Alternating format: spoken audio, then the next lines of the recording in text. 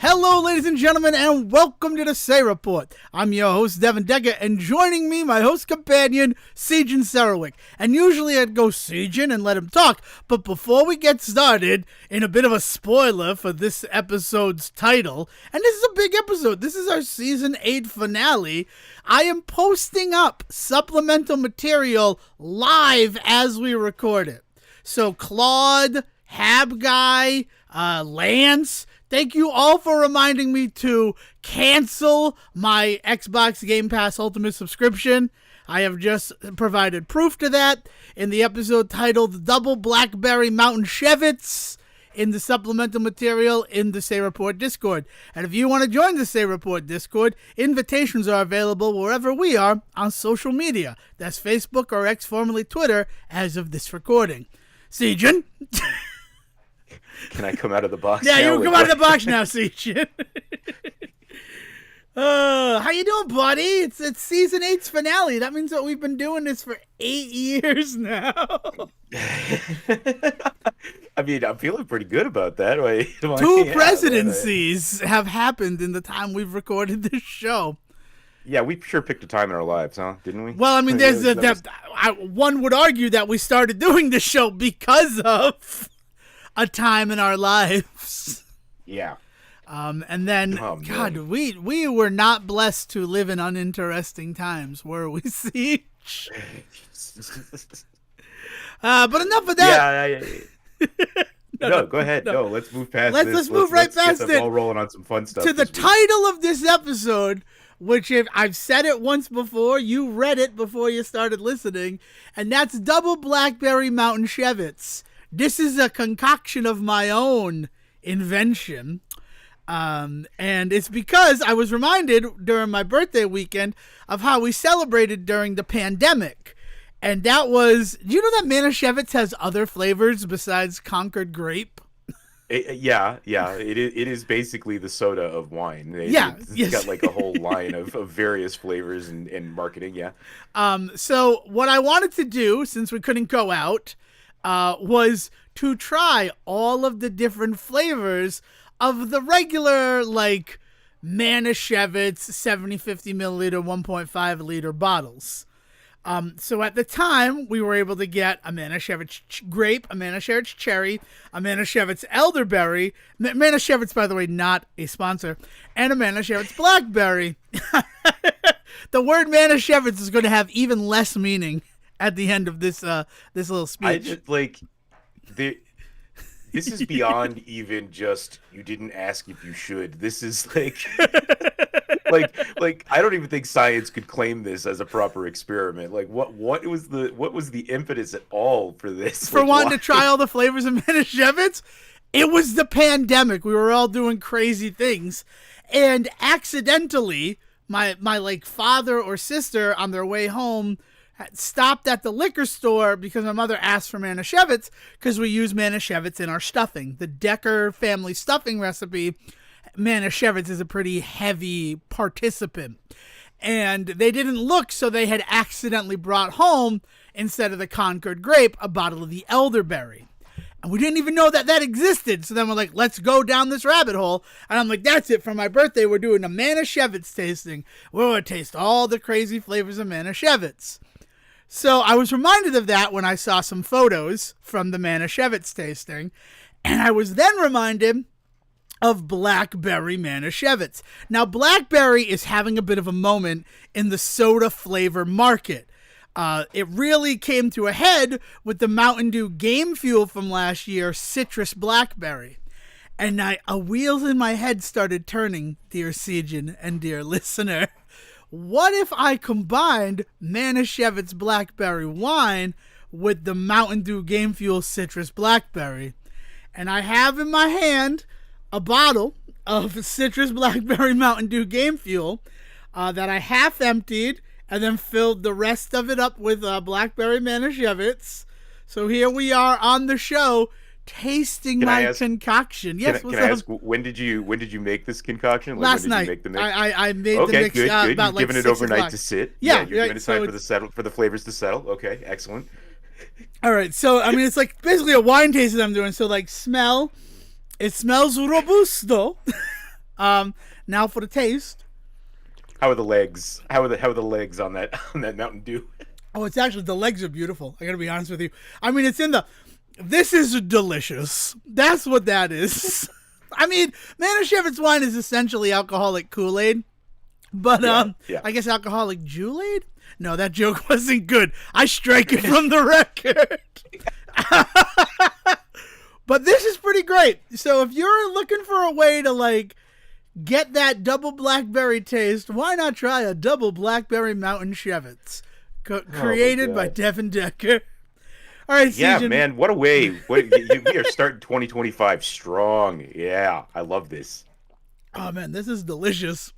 Sejohn, talk so I can. No, I'm not going to say that. What's going on? How you doing? You haven't really had a chance to talk. I kind of took over with the Mtnschewitz and the canceled Xbox subscription. I'm doing pretty good. I'm happy. I think that this week has been an odd week. I think last week we talked about how I was going to spend some time doing some Sonic watching this week, and that was a fun experience. I only did the first one before we get too far into the conversation. I'm working my way through still. That first movie, I still have some opinions about that first movie that I think I had when it first came out, but I do know that the franchise has definitely hit a certain stride at this point. They were just celebrating the fact that it passed into the Spider-Verse in earnings, and that's interesting to me. The third movie, yeah. The third movie. Yeah. And then it's like, well, that's why they did it live action. And I was actually reading before we sat down here, completely forgetting that you were going to do Sonic the Hedgehog weekend. And I guess for good reason, because I didn't rewatch Knuckles, and I really love the Knuckles show. I'm a big fan. So that makes sense once you watch the Knuckles show on Paramount Plus. I promise you. Yeah, it's, I don't know. I really like it. And then it also made $1 billion as a franchise, which someone was like, the Sonic 3 movie made $1 billion. I'm like, no. The franchise has made $1 billion worldwide, which is a difference. That's a distinct difference as opposed to the one film making $1 billion. Because it's a much more reasonable expectation. I don't know. That's the other side of all of this, is that the sliding scale of success for films to this day still just really, it just gets crazier every time I talk to a different person about like what they think is like what they thought of a successful film and things like that. I don't know. So we did watch the first Sonic movie this weekend, and I enjoyed my time with it. Carrie comes out of the fucking gate in that movie, huh? Oh yeah, he was, and yes, Carrie comes out. Here's the problem. I really want to talk about the third movie, and I don't know what's going to happen with that. There's all legal issues with it. Did you read any of the legal issues that are going on with Sonic the Hedgehog 3 with like music and them not having rights? So no. If you want to see the movie as it was originally intended, go see it in theaters, because the home release is not going to have one of the songs in it. And I think it's Live and Learn or something like that. But like, there are issues with like, this song might not work. But now when I'm remembering it, I saw that and that was where I stopped. But then I kept reading and that was actually a prank. So I'm sharing prank news. But that's good, because it leads to something else, which I also just shared in the supplemental material for this episode in live time. You could totally set your PS5 up vertically. That company that like originally was like, don't do it, you'll break your system, they recanted their story like almost immediately. Yeah. But again, like it's this interesting thing about misinformation, because I am happy to report, Sejohn, you have to have seen this. Nintendo finally gave us an announcement about their next handheld project. Did you see this? Have you heard about this? I don't know why I'm Jay Leno. I thought I saw some information, but to be honest, I haven't looked into it too deeply because I was kind of worried that it was, again, prank news. Nope. October 2025, we're getting what we all want. The Lego Nintendo collaboration Game Boy construction set. Damn idiots. I'm just blatantly saying it right now. Nintendo are idiots for not having announced the Switch 2 at this point. See, this is why I was worried to read any further into the announcement, because I was worried that was what it was going to be. Oh something no, stupid. That's the Nintendo announcement. There was a person at CES, Consumer Electronics Showcase 2025, who like, oh yeah, no, this is the Switch 2. This is what it looks like. We were given the specifications, so we printed out a 3D model of it on our 3D printer so we could begin developing, peripherals and items for it so that we could show off at this event. And now, Genki is the name of the organization. Nintendo is threatening to sue them for that. Because of course they are. I mean, it is a bold move to show up before Nintendo has even announced the thing, to say like, hey, we've got all this stuff that's going to work with it. Because like, I mean, not that I don't believe that they got the right specs and all that stuff and did all their work and all that shit, but like, you're working with Nintendo, one of the most litigious companies in the world. Yeah, no, right. Well, and I think I really love the quote from them. I didn't expect this much media attention. Everybody wants to know about the Switch 2. You didn't expect any media attention? To be fair, CES is not really open to the public, right? It's like what E3 used to be. Like, if you're there, you're an industry person. Easy. Yeah. Right, but it's very any YouTuber worth their salt can get a press pass to something like CES without issue. Like it's not open to the public so much, and so that it's not marketed to the public, but it's not hard to get into CES. CES has been a growing concern, as it were, amongst tech nerds for decades now, and like the fact of the matter is that people can get in if they want to, but it's not nearly as public facing in what it does, right? There's a show floor, but beyond that, the big thing about CES, much like you're talking about with original E3, it's really more behind closed doors stuff that happens. Yeah. And then the press goes and they get to share what they saw.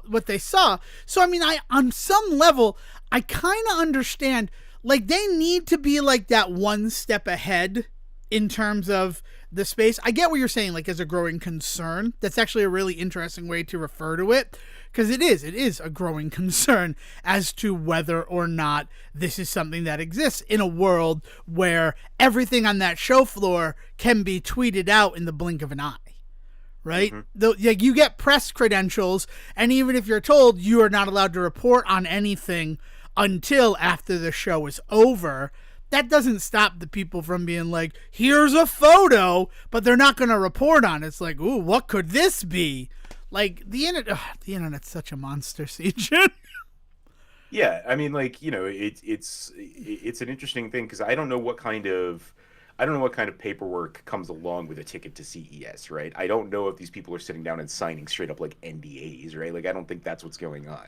But at the same time, I do think that there's it's one of those moments where it's a really gray area, because it's a standard of journalism that I don't know if people necessarily hold anymore, especially if they're not people that consider themselves journalists, right? If they're just YouTubers, if they're just influencers, tech influencers that are like going to these things, they don't consider themselves or hold themselves to the same standard as somebody writing for like Ars Technica or something, right? Like, or like right. Like, or there's just or Wirecutter, right? They don't consider themselves on the same level, nor are they on the same level. So like, how are you supposed to hold them to the same standards in that regard, right? I mean, I am now looking at how to get press credentials for CES. Do you want to try to make that a season 9 goal?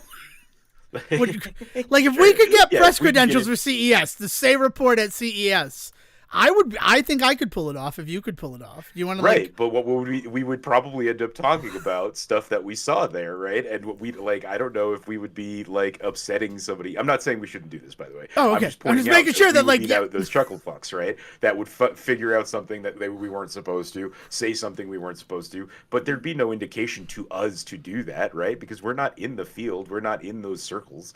Yeah. Yeah, exactly. I mean, that's the reason why I would like to try to get the press credentials so that we could actually read that paperwork. That'll be what we whistleblow on, is how, like, litigious or actually locked down you are as a press coverage person for this event. By the way, CES, I hope you're not listening to this episode if we have submitted for press credentials, because this is not our plan. This is it. We're just having fun. This is just us off the cuff.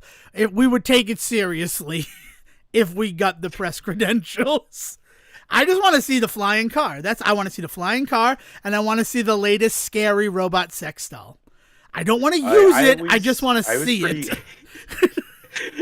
I think they're making that movie. I did really get into this year the auto lock systems for housing that I think are really interesting. Specifically, a lot of the new move in that field is specifically cameras on the outside of locks and stuff, which I think is a really smart move, a really smart direction to go in. Unless you're Magnum PI, you're screwed. Then you know how many times he picks a lock. There's a camera on there. You're going to jail, Magnum PI. I don't care if you're friends with Katsumoto. Well, right, and I mean, and specifically, one of the reasons that I was so interested in it is that one of the influencers that I follow, as far as tech stuff go, was talking about the idea that it was a really interesting innovation because he has little kids that are 3 feet tall, and they have a bad habit of just opening the door right now. They're at that point in their lives where they've figured out how to work things, and they just open the door for anybody that knocks on the door. That's just and he's I'm trying to teach them to not do that because we never know who's on the other side. And then he pointed out he went down this whole rabbit hole about having this camera mechanism available right there on the lock. It's right at eye level for them. They can see exactly what's going on, and it lets them know who's out there. And he said, this is a simple one-off use case for it, but it is something that would be really important to me. And I was just you know what, that's that is somebody going to CES as press and would not necessarily be thinking about that, right? Because it's the difference between what a industry press person is bringing to that experience versus a just some normal dad that just happens to have the right education and the right interests to be in this world as well, and wants to also be there. So I do think that there is a benefit to the idea that there is this mixed bag of people going to CES, but for CES to be the place for Nintendo to try and hold shit down, it's getting harder and harder to do that. Spaces like that were once kind of sacred are not really anymore. And so on the one hand, I'm surprised that they thought they were going to be okay there with Nintendo being the company that they are. But also, to your point, I can see why they thought it was maybe a safer space. Well, I mean, along the same lines, right? If they book that we're going to present at CES, right? We have been working with Nintendo for this information.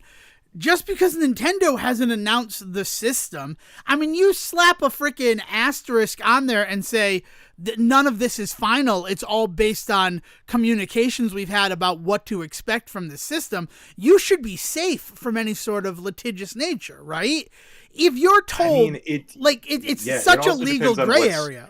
Sorry. Right. Yeah. But it also depends on what you say to people when they walk up to you too, right? There's a whole bunch of weird stuff that goes on in that moment because you can asterisk it all you want, but if somebody comes up to you and goes so is this it? Is this the stuff? And you're just it's as far as we know, that might already be too far. Because the other side of this is not just any type of implied secrecy because you're at CES, but also, I mean, when you sign up to work with Nintendo to get those specs in order to make your stuff, that is the moment where I would expect that you're probably signing some pretty serious paperwork saying you're not going to talk about this stuff in public. And CES is still public. It really is. I am just always confounded by the people that are in this business that trip and fall, right? And it's funny when it's one of the big guys like Nintendo or Sony or Microsoft making a dumb mistake, but when it's these little guys making these dumb mistakes, it just kind of becomes sad. Yeah, and they're not the first ones. That's the other thing too. Other companies who are working with Nintendo to produce what will be cases or peripherals for the Nintendo Switch 2, they've also given information, but not at a physical location.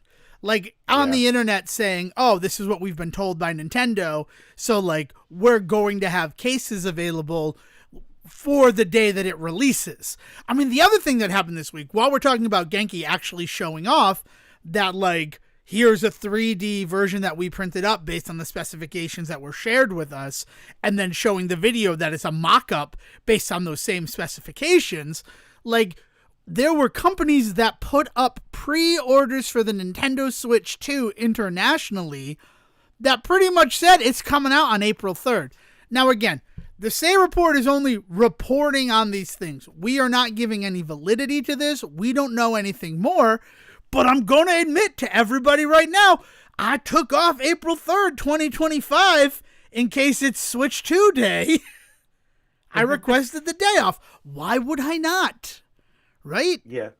No, I mean, because this is going to end up being the story in the end, is Nintendo waits too long to announce, and by that point, everybody already kind of knows it's coming, right? Like,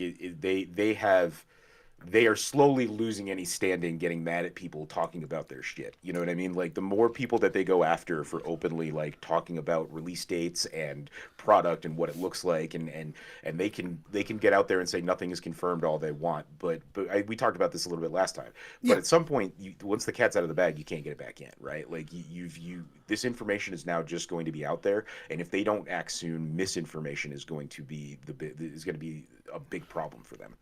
Yeah. And that's the other thing. Like, the final thing to like close the book on this, there's a really good chance that if you signed anything with Nintendo, it may have had in that paperwork the day that they intend to announce it.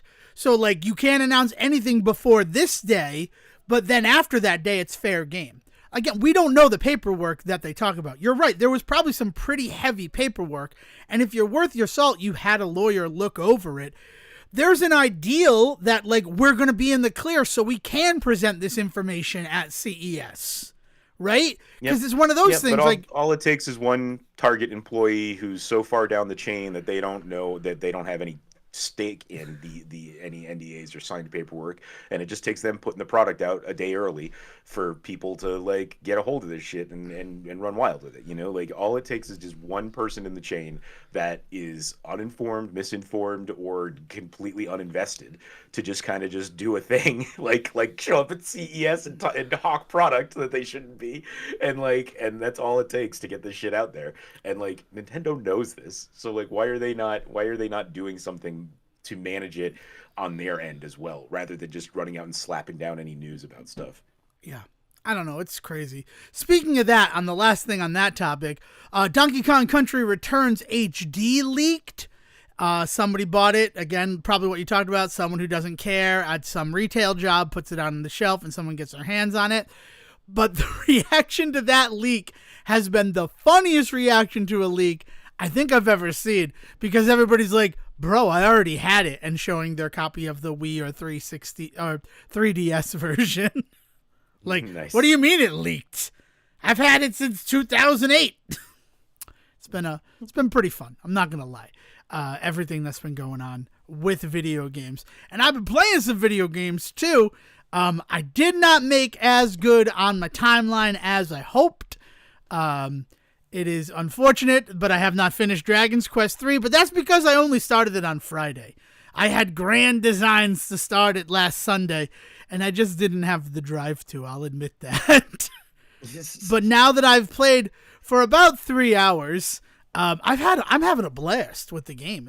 It's beautiful. Like, honestly, I play a 2D HD remake of Dragon's Quest 3, and the question that, like, just I can't get out of my head is, why have they not done this for Chrono Trigger yet? Why have they done 2D HD remakes of games like Live Alive, but not for, like, their big money maker games? Even the, like... Yeah, I don't know. Yeah. The Final Fantasy Pixel remasters would have looked great in 2D HD. So I don't know why, like, how they make the decision. Because it doesn't make any sense to me. Why you wouldn't do it. What were the remakes... What were the Pixel remakes in? I thought they were in... No. They're still full 2D. They've just completely remastered all the pixels. like Okay. all redrawn and everything like that. So there's a good chance that the reasoning behind that is the fact that we've already committed to the first 6 games, remastering them in pixel, and then we come along with the 2D HD idea, and we're like too far down the road on this project to, it'd be a sunk cost if we were to like try to change it. Plus, for the 30th anniversary, what's stopping them from release? Oh, well, this was the 30th. For the 40th anniversary, this was the 40th. For the 50th anniversary, what is stopping them from releasing 2D HD remakes of these Final Fantasy games? And if you're smart, you can see the market research on those pixel remasters, and maybe instead of doing all 6 games again, you just do the ones that were the best sellers that you know have a guaranteed market. Mm-hmm. Yeah, no, the Final Fantasy ones, like that one doesn't surprise me so much because they are at least doing projects with them, right? Like they're still working with those pieces of media. It's the stuff like Chrono Trigger where like they're just not even touching that stuff right now. And like on the one hand, you make this joke about like the Donkey Kong reaction to the leak and everybody being like, I already own this game, and which is, you know, the heart of that joke being that everybody's just like, all we're getting right now on consoles seems to be remakes and remasters. But like, people are buying them. People are clamoring for them. Like, as much as people want to joke about it, like at the end of the day, the market shows that people are willing to still purchase them, no matter how sick of the trend we may be. And so, like, I don't know why somebody's not diving into something more like the Chrono Trigger games or something like that, because like that shit would sell like hotcakes. It would. I would love it. I like, after playing Dragon's Quest, which again, I have the first one. I have Dragon Warrior for the NES, and I never really liked it because it's slow. It's so slow on the NES. That has been completely removed in these new 2D HD remakes. The game can be as fast as you want it. I'm battling at ultra fast speed. I am like, you can actually run on the world map. And I know like people are like, oh, it's Dragon Quest 3. Why'd they do that first? Because canonically, that's the first one that happens. They're releasing them in story chronology order. And I'm fine with that, because I'm like, I don't want to buy the third one until I finally finish 1 and 2. And then someone's like, so you should probably play the third one, though, because it's kind of technically the first story in the Dragon Quest. Like, it's not Zelda, Devon. All of the Dragon Quests actually kind of connect for a little bit. So it'd be like saying, yeah, play Link to the Past, and then you can play 1 and 2. Because Link to the Past is canonically the first story in the Fallen timeline, right? I don't know. I don't want to play with Nintendo's timelines right now. They might come for us, Sejohn.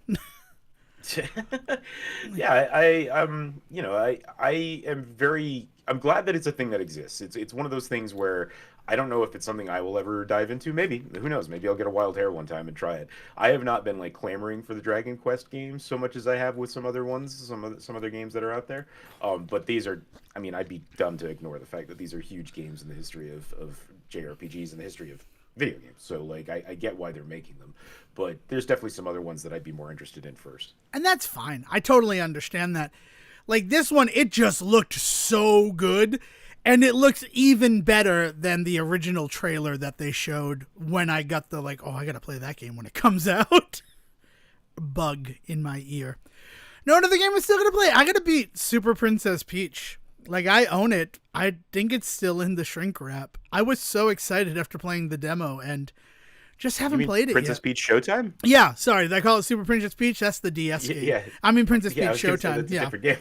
Yeah. Sorry about that. I'm drinking Mountain Dew and Mtnschewitz.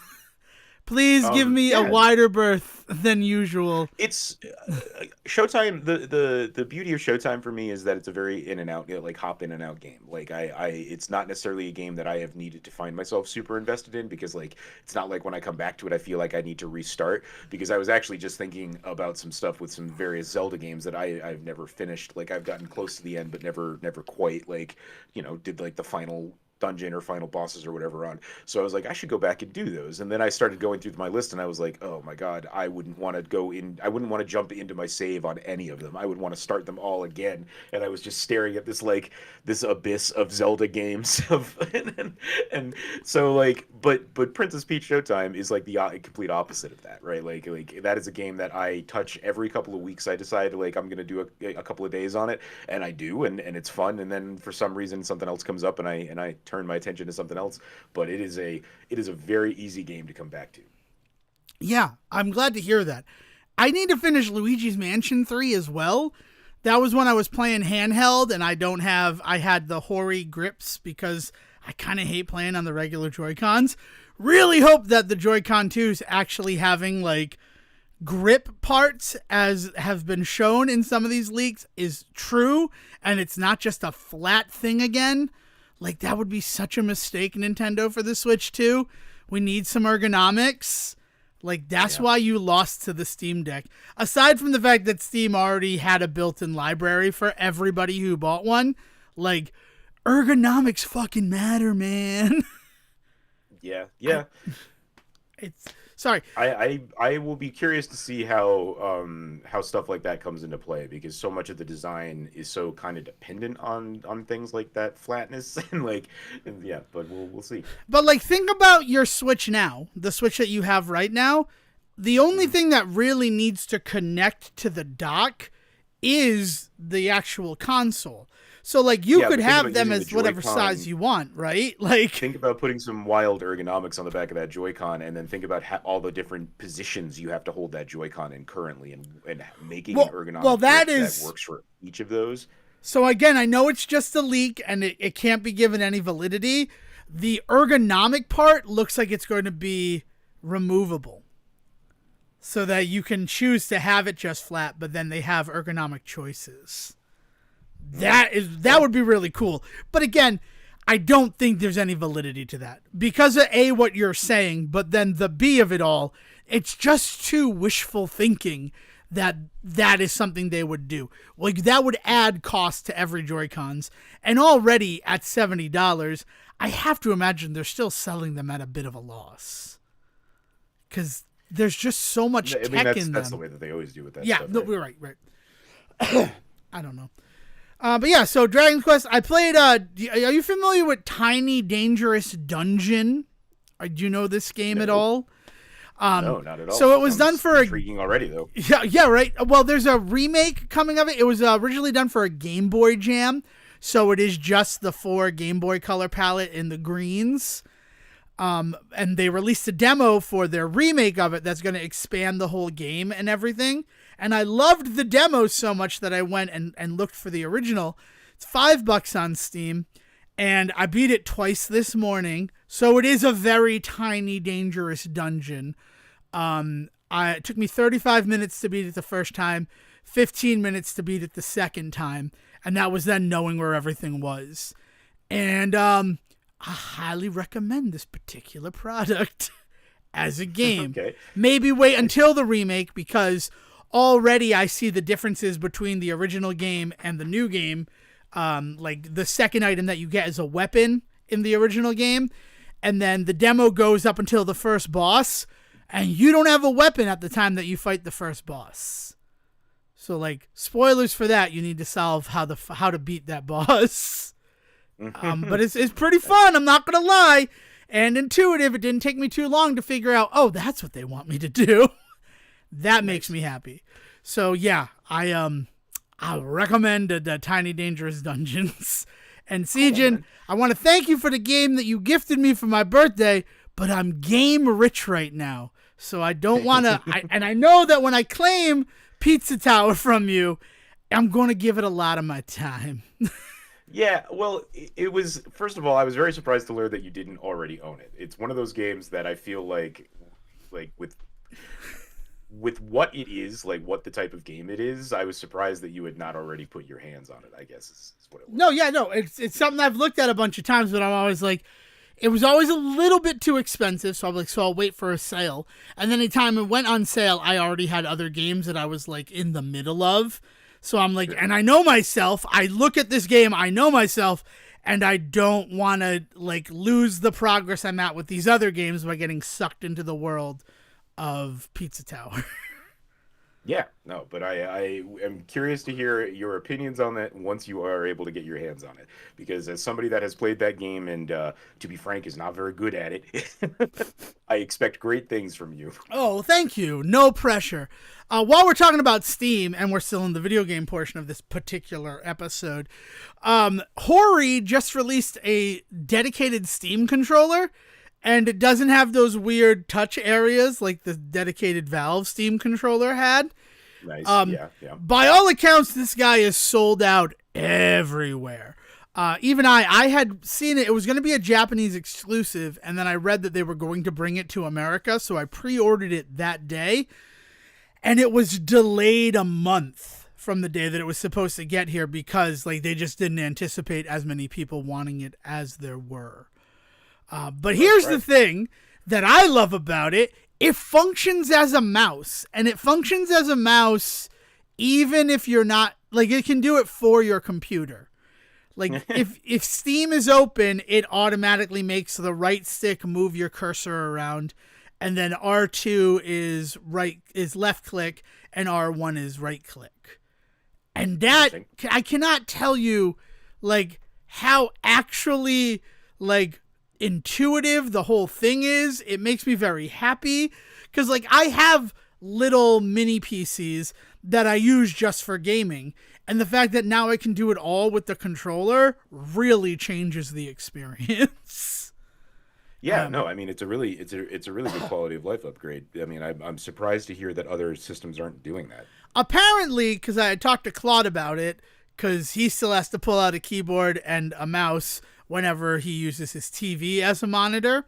And I'm like, dude, just like heads up, because also we were playing some games together and his controller just died in the middle of it. And not like, oh, I need to recharge. Just like, my controller no longer works. I'm not sure why. And it's like, it's okay, right? Like, find another one. And that's it. So, like, I had received my Hori Steam controller the day after, and I found that. And he's like, I think that you can set it up in Steam for any controller to kind of function as a mouse.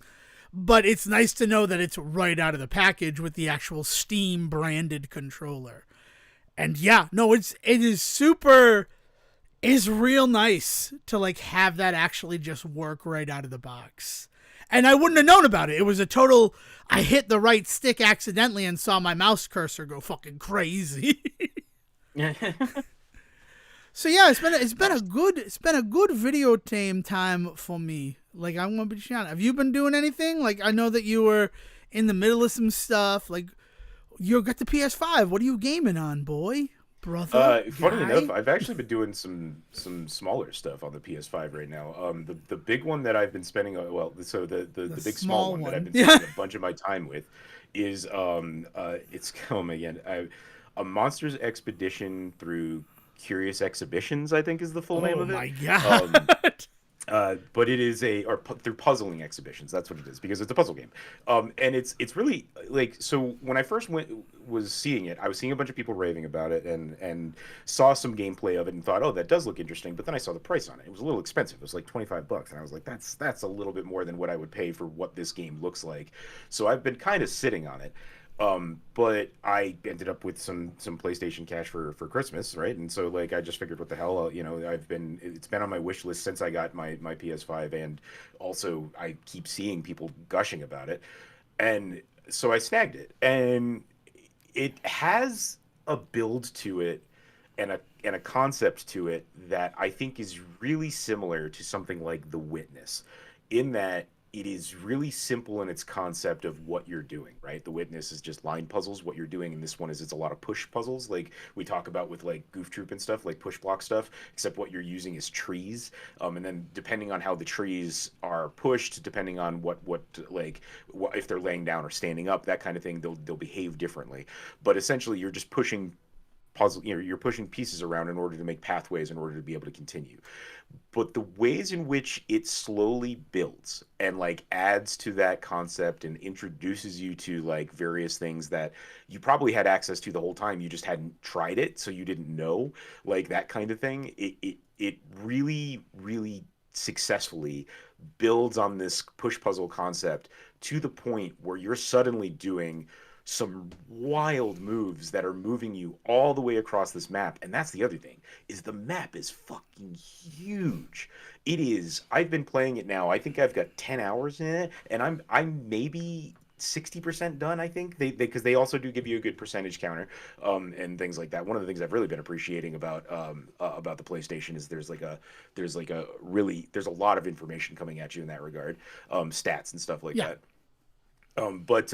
But yeah, the game is humongous. The puzzles are actually legitimately well thought out and interesting because they then lead to these really new conclusions and things that you can do. There's pieces of the map that I'm starting to just get like glimpses of, but I haven't been able to figure out how to quite get there yet. So I'm like working on that.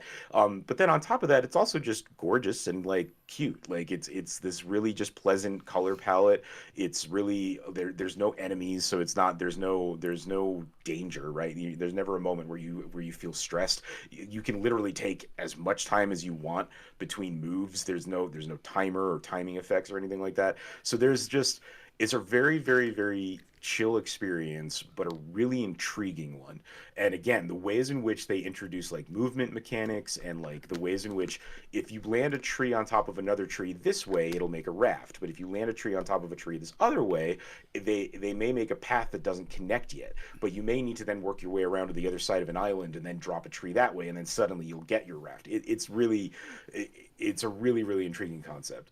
And I think it's a extremely well made one. Like they succeed in introducing stuff at just the right pace, I think. Nice. That sounds fun. I don't know if I'd like Yeah. jump on it. I'd probably wait for a sale, but it does sound like something very interesting. You have piqued Yeah, my yeah. interest, Sejohn. So like I've been playing that one. I'm trying to think of some other little stuff that I've been doing. I've gone back to a couple of older games. I just for shits and giggles, loaded up the Mass Effect.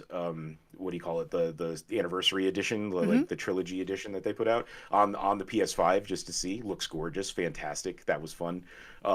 Yeah, no, just like I've been kind of just jumping into stuff. I haven't gotten like too deep in. I've created like 4 different characters in Baldur's Gate already, so like I haven't really gotten deep into it because I keep restarting and starting new characters. Just because I'm curious to see how much I can get away with in that game, and turns out it's a lot.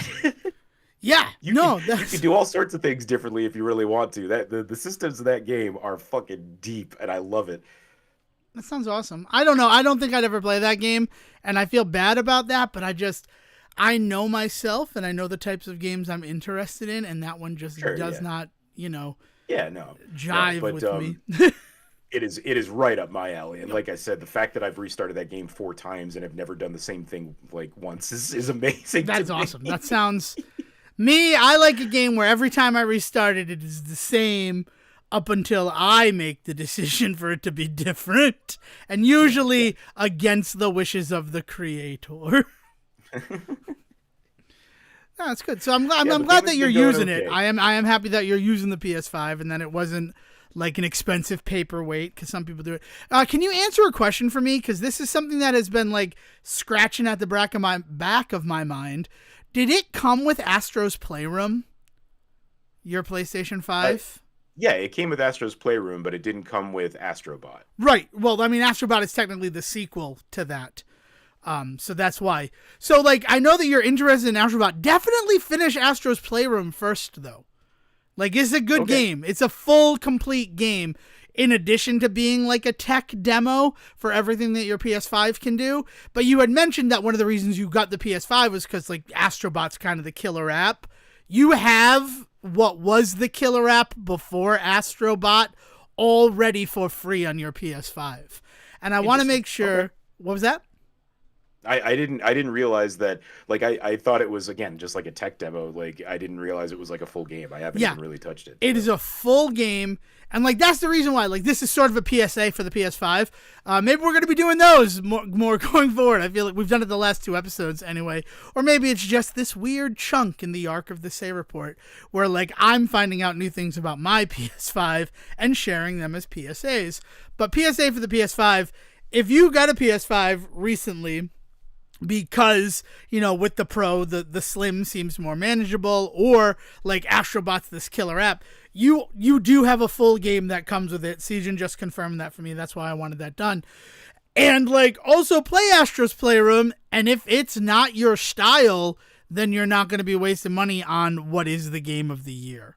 Because they are the same, it's the same basic gameplay. So like save yourself $60 if it might not be what you're looking for in a game by playing the one that came with your system for free. There was that part of me, that's why I wanted to ask you. I was nervous now that they have a game that is essentially that tech demo and that they're selling for $60 if they would stop the support on that for new systems. I don't know if they're doing any like updating or anything like that for it, but it's definitely on there. It's definitely in well, I mean, when I say stop the support, I mean like it's all just the OS and what's installed on it for a new thing. So they could stop giving it away with the system. Oh yeah. They could, and I hope they don't. I hope that Sony is smart enough to know like this should still be a pack-in game, because you know it's not like a 50-hour game or a 100-hour game, but it is a full complete. There are 5 different worlds that you go through experience, and by worlds I mean like there are multiple levels in each of them, right? Nice. Like it's cool. Like an old Mario game in length, so it's not bad. No, but I would. But I mean, like, I know a lot of these companies, we're about to talk about something that these companies are doing. So, like, while I am heaping praise on Sony, their ecosystem is being used very negatively right now.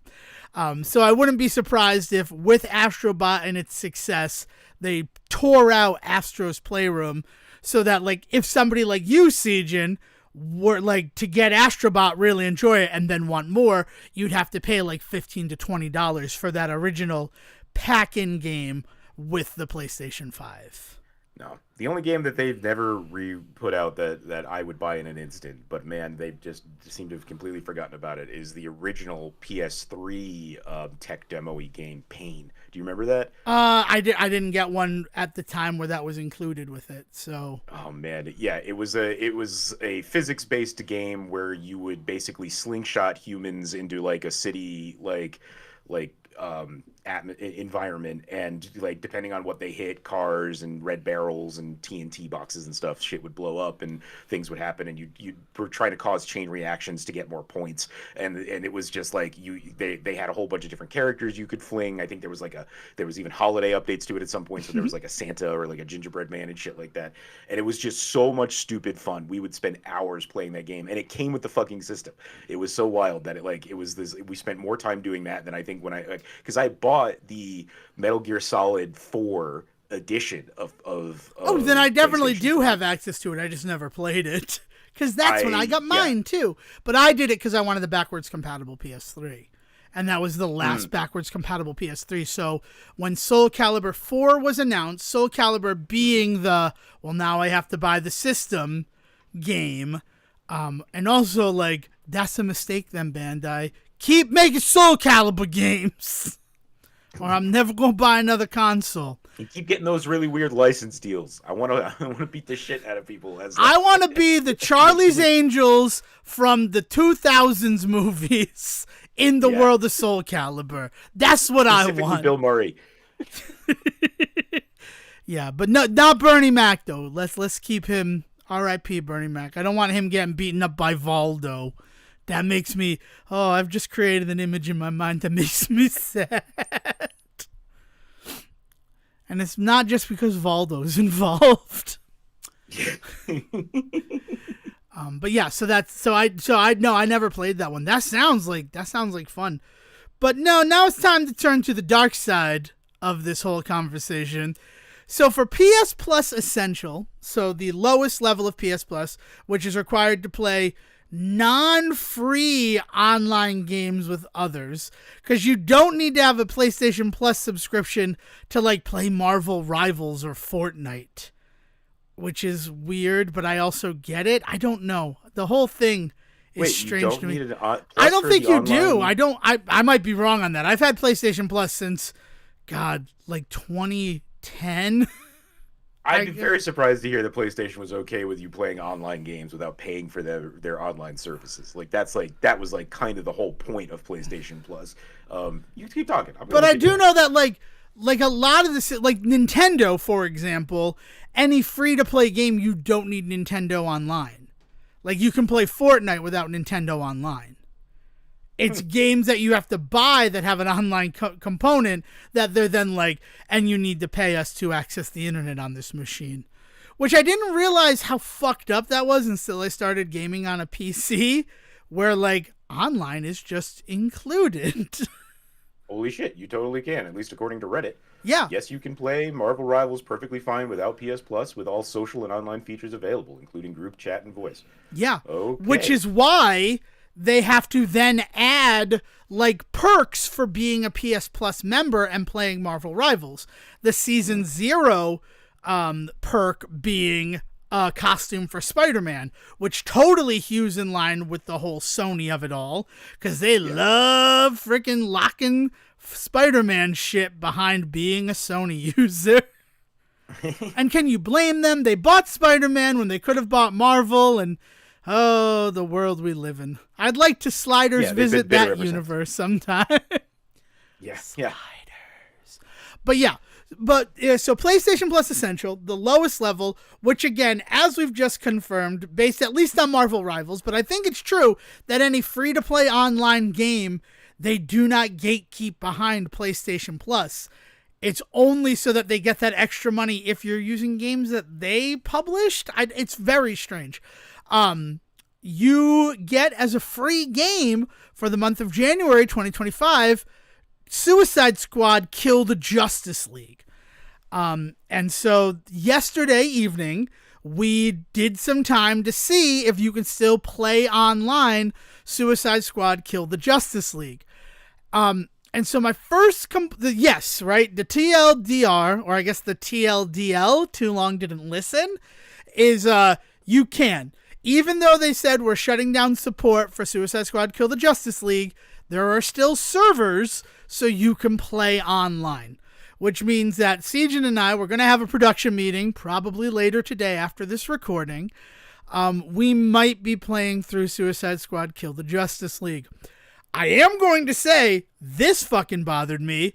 It starts in offline mode, and you cannot get to online mode until after you have cleared the tutorial, which is one of the better tutorials I've seen in video games. It forces you to play as the 4 introductory characters, so you have knowledge of all of them. But that's pretty standard for MMORPGs. I remember the beginning of Destiny is like that too, or at least the original one was. The original like Destiny, yeah, but then Destiny 2, you chose your class and you were good to go from there. They didn't have that.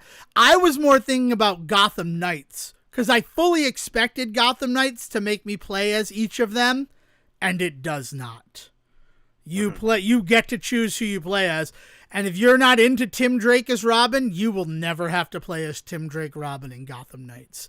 Which also, to circle back to that, the Livin' La Vida Loca is used in the 4th mission, and it is when Harley, like, escapes Arkham Asylum, but I don't know if that's really what happened. It's a kind of confusing moment in the game. It's awesome. Or is this in Suicide Squad? Yeah, right? Well, now let's bring it to Suicide Squad Kill the Justice League. I'm going to give it credit for making me play as all 4 characters, because now I know there's only one character I really want to play as. I hate Captain Boomerang, and even Harley is like bargain basement Spider-Man, and I don't understand why someone was like, yeah, we should give her Batman's grappling hook. That should be Harley Quinn's gameplay. Because they needed to make her different. Like, it sucks that they couldn't dive into the actual character and find something, but like that seems like I'll say this, in the first story mission, they explained it away in a method that made me kind of all right with it. Yeah, I mean, it's not too weird to me, but it sucks that, I don't know, like, she's not, I would be a bigger fan of her being like the heavy, but not when you have like King Shark there, right? Yeah. I mean, it's a very interesting experience, but what we had to do was we played through offline mode, the tutorial, and then once you get to the first, like, area of the game, the first story mission, it's like now you can see your squad and view all this other stuff. So we do that, and then we're trying to play online, and it's like you need to log into online mode. So we can't stop playing our games, because Dale and I wanted to do it to see if we could play online. We stopped playing the game, went back to the main menu. Now we have the option to start online, Connecting to the server took a little bit longer than I was expecting, but we were able to connect to a server. And then it made us replay the tutorial, but now in online mode. So we were forced to play the tutorial twice in order to play online. Boy. And the real fucked up thing about that is that you're not allowed to go online during the tutorial. Because we bricked Dale's system so that the only way to fix it was to, like, literally unplug it from the wall and plug it back in. Once I got through the tutorial faster than her on my online playthrough. And then I sent her an invitation to test the thing. And when she went to accept the invitation, it's like, not available at this time. And then the game just would not accept any inputs or anything. And it wouldn't go back to the main menu screen, like, we almost bricked Dale's system. So make sure that everybody you're playing with... Why did this game do better? Well, I don't know. I don't understand why, like, playing through the tutorial, and then once you get to that first level, it's like, do you want to go online? Because, like, then you would just turn on the online. I don't know why it made us do it twice. But both of us had to do it twice. And there's no way to skip the tutorial. We're going to experience this together, so we'll explore this. We will explore it a little bit later. I mean, there might be a way, but, like, when it said, how do you want to start? I'm like, well, I want to start online. Like, I'll start in online mode. So I thought I had done it, and then when I got there, and it's like, you're currently playing offline. And then when I went to go online, it's like, you need to restart the game to do that. So I'm like, oh, fine. So I'll go back out to the main menu, restart, go online. And then it started me at the tutorial again. I'm like, this is crap. The tutorial is not long once you know what you're doing, but it was an annoyance that I had to play through it twice in order to play online. Yeah, of course. No, that's ridiculous. Yeah. If they're going to make you play through it anyway, why make you do it offline to begin with? Yeah. I don't understand. But it does work. And this is where it's like kind of like grimy, is that the store, you still have to pay for everything in the store. Now, the reason I say that's grimy, I understand that they're a company and they want to make money, right? So I'm not saying, like, boo capitalism or anything like that. However, when Marvel's The Avengers went to what Suicide Squad Killed the Justice League has essentially said, this is what we're going to do with the game, they made everything that was in the store free. Everything became free. Right? We're no longer going to be maintaining this game. So as like, I'm sorry about that. Here is all of the cosmetic stuff and characters so that you bought this game and now you have the full game. Now, some people are going to be pissed off about that because, but I paid for the DLC, and all of that. You were given currencies for those purchases as well. And even though you have all the cosmetics, you still require currencies to, like, upgrade your weapons and things like that so that there's still a gameplay loop. So, like, they tried to compensate. They tried to find the best outcome for everybody. Logging into a game that I would like to... Sejohn, while I'm telling the story, can you look up the exact wording that they used on, like, canceling Suicide Squad, Kill the Justice League support? Can you, like, try to find that? Because it felt very similar to me where, like, okay, so it's like Marvel's The Avengers. So we're not building the game anymore. We're keeping the servers live. There's not going to be as many. They're not going to be upkept. And eventually it's going to go away.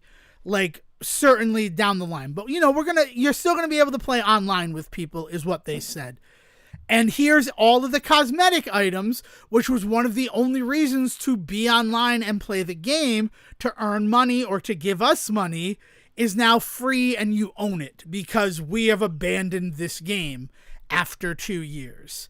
I got a bunch of people when it was $5 to buy the game, and we have, since that end of service date, been able to play online Marvel's The Avengers. So it wasn't as bad as you'd think.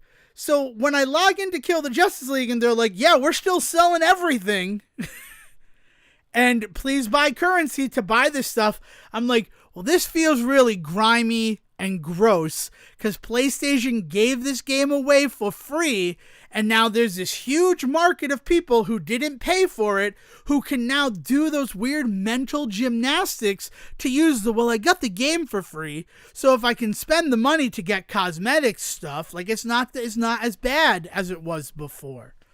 So they're still going to be making money off of this game that what did they say, Sejohn? Were you able to find it? I'm not finding the exact words from them. I'm just finding like IGN articles and Screen Rant, a bunch of people who are just interpreting what they read. I'm not finding their official wording on it anywhere. But essentially, everybody's interpreting it as their ending season releases, essentially. Okay. So it's going to get bare bones support in that it will still like run, but they're not going to be creating new content for it. Oh my God. Rocksteady will cease supporting the game in January 2025, though it will remain playable offline. So now my wonder is, did they open it up to a fan base in January? All of the Sony people have this game for free to have like one last hurrah of like, here's the game, spend money on it, before it then becomes no longer playable online. Like, is that what that is? Where is the thing? Like, that is ridiculous to me. Yeah. Like that. Now I'm mad. That's why I was really surprised when you told me that it was going to be available. My first reaction was like, how fucking dare they?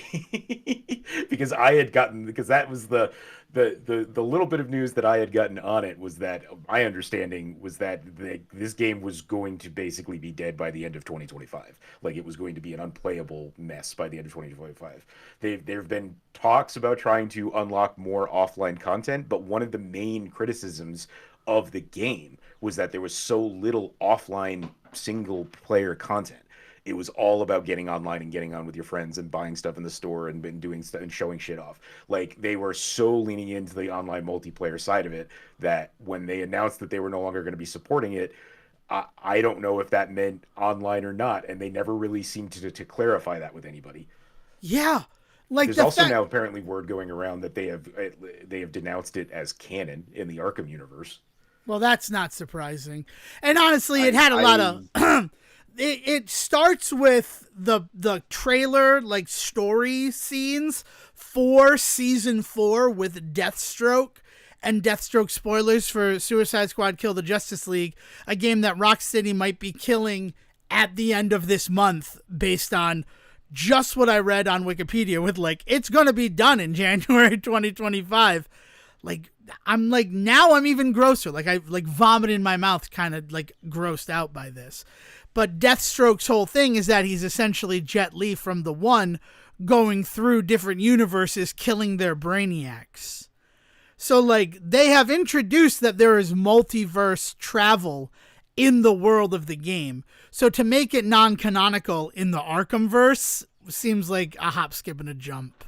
I mean, the thing is like, we talked about this a long while back, but I never considered it canon in that universe anyway. I didn't know you were supposed to at first. I honestly thought Gotham Knights was supposed to be the follow-up game.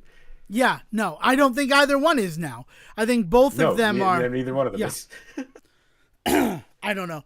That is crazy to me to see that like our support will end January 2025. But like, let's give it to everybody on PlayStation, and then end of service will be like probably. I mean, the game came out February 2nd of 2024. Like, is that when it's going to end? Like, you had a year to play this game, and now it's not profitable for us anymore? Oh my God, all of the disgusting things about live services are coming full circle for me right now.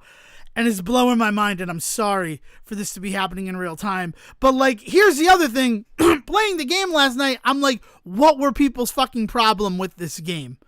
It controls pretty nice. Like, what? It's repetitive? It's an online multiplayer game. They're repetitive. That's what they are. Like, and it had pretty robust support. 4 seasons came out of, like, content. I don't know why Joker only has 1 leg. Did that happen in the Arkham games? No, it's not our Joker. Like, right, it's a different Joker. Multiverse stuff. You talked about the idea of the multiverse stuff, and that was already introduced with the Joker. So, because he's technically dead Moto. in this universe. Who is texting me? I don't know. I just heard it through your microphone. Sorry to do that. But yeah, so now I'm even more mad because I was like upset by the fact that like they still have the audacity to like give us money for cosmetics when this game is supposedly done.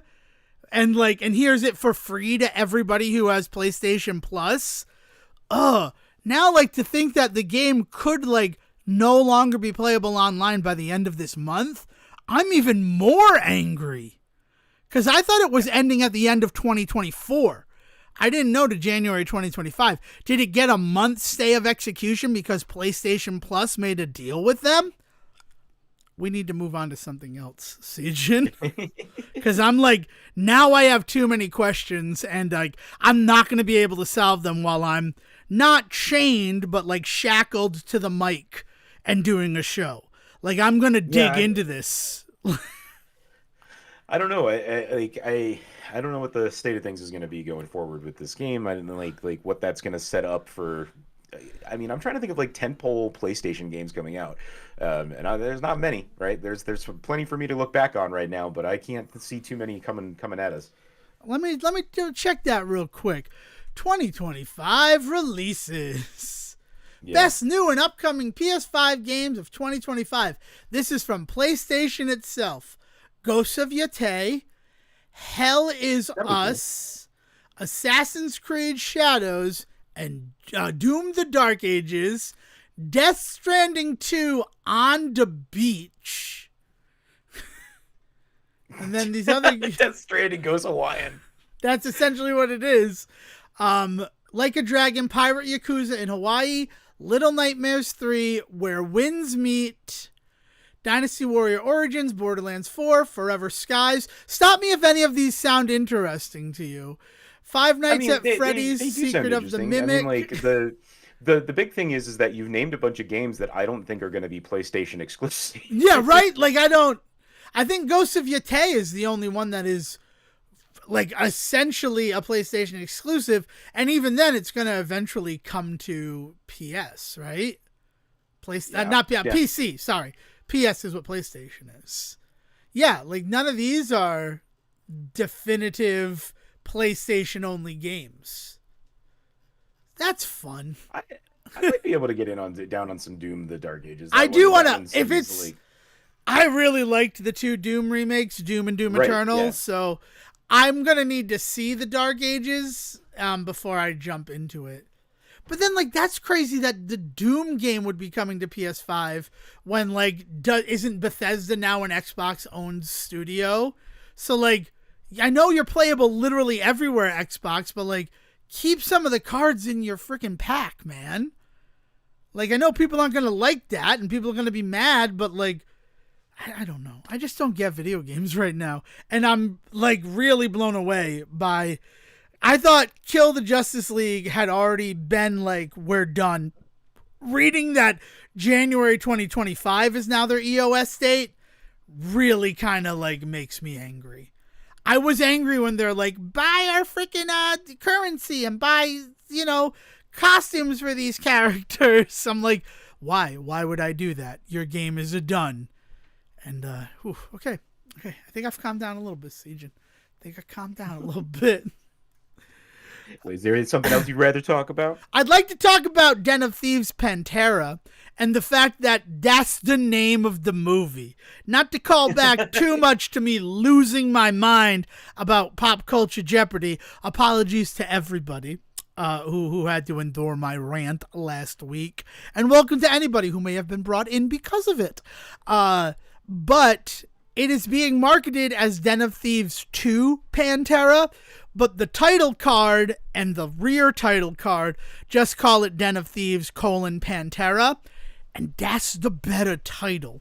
Like, the 2 feels weird. Like, it feels out of place. So have you watched it? I saw it on Thursday night. Does it feel like it is a sequel? I have heard mixed things in that regard. Not necessarily quality. In fact, I've heard a lot of good things quality-wise about it.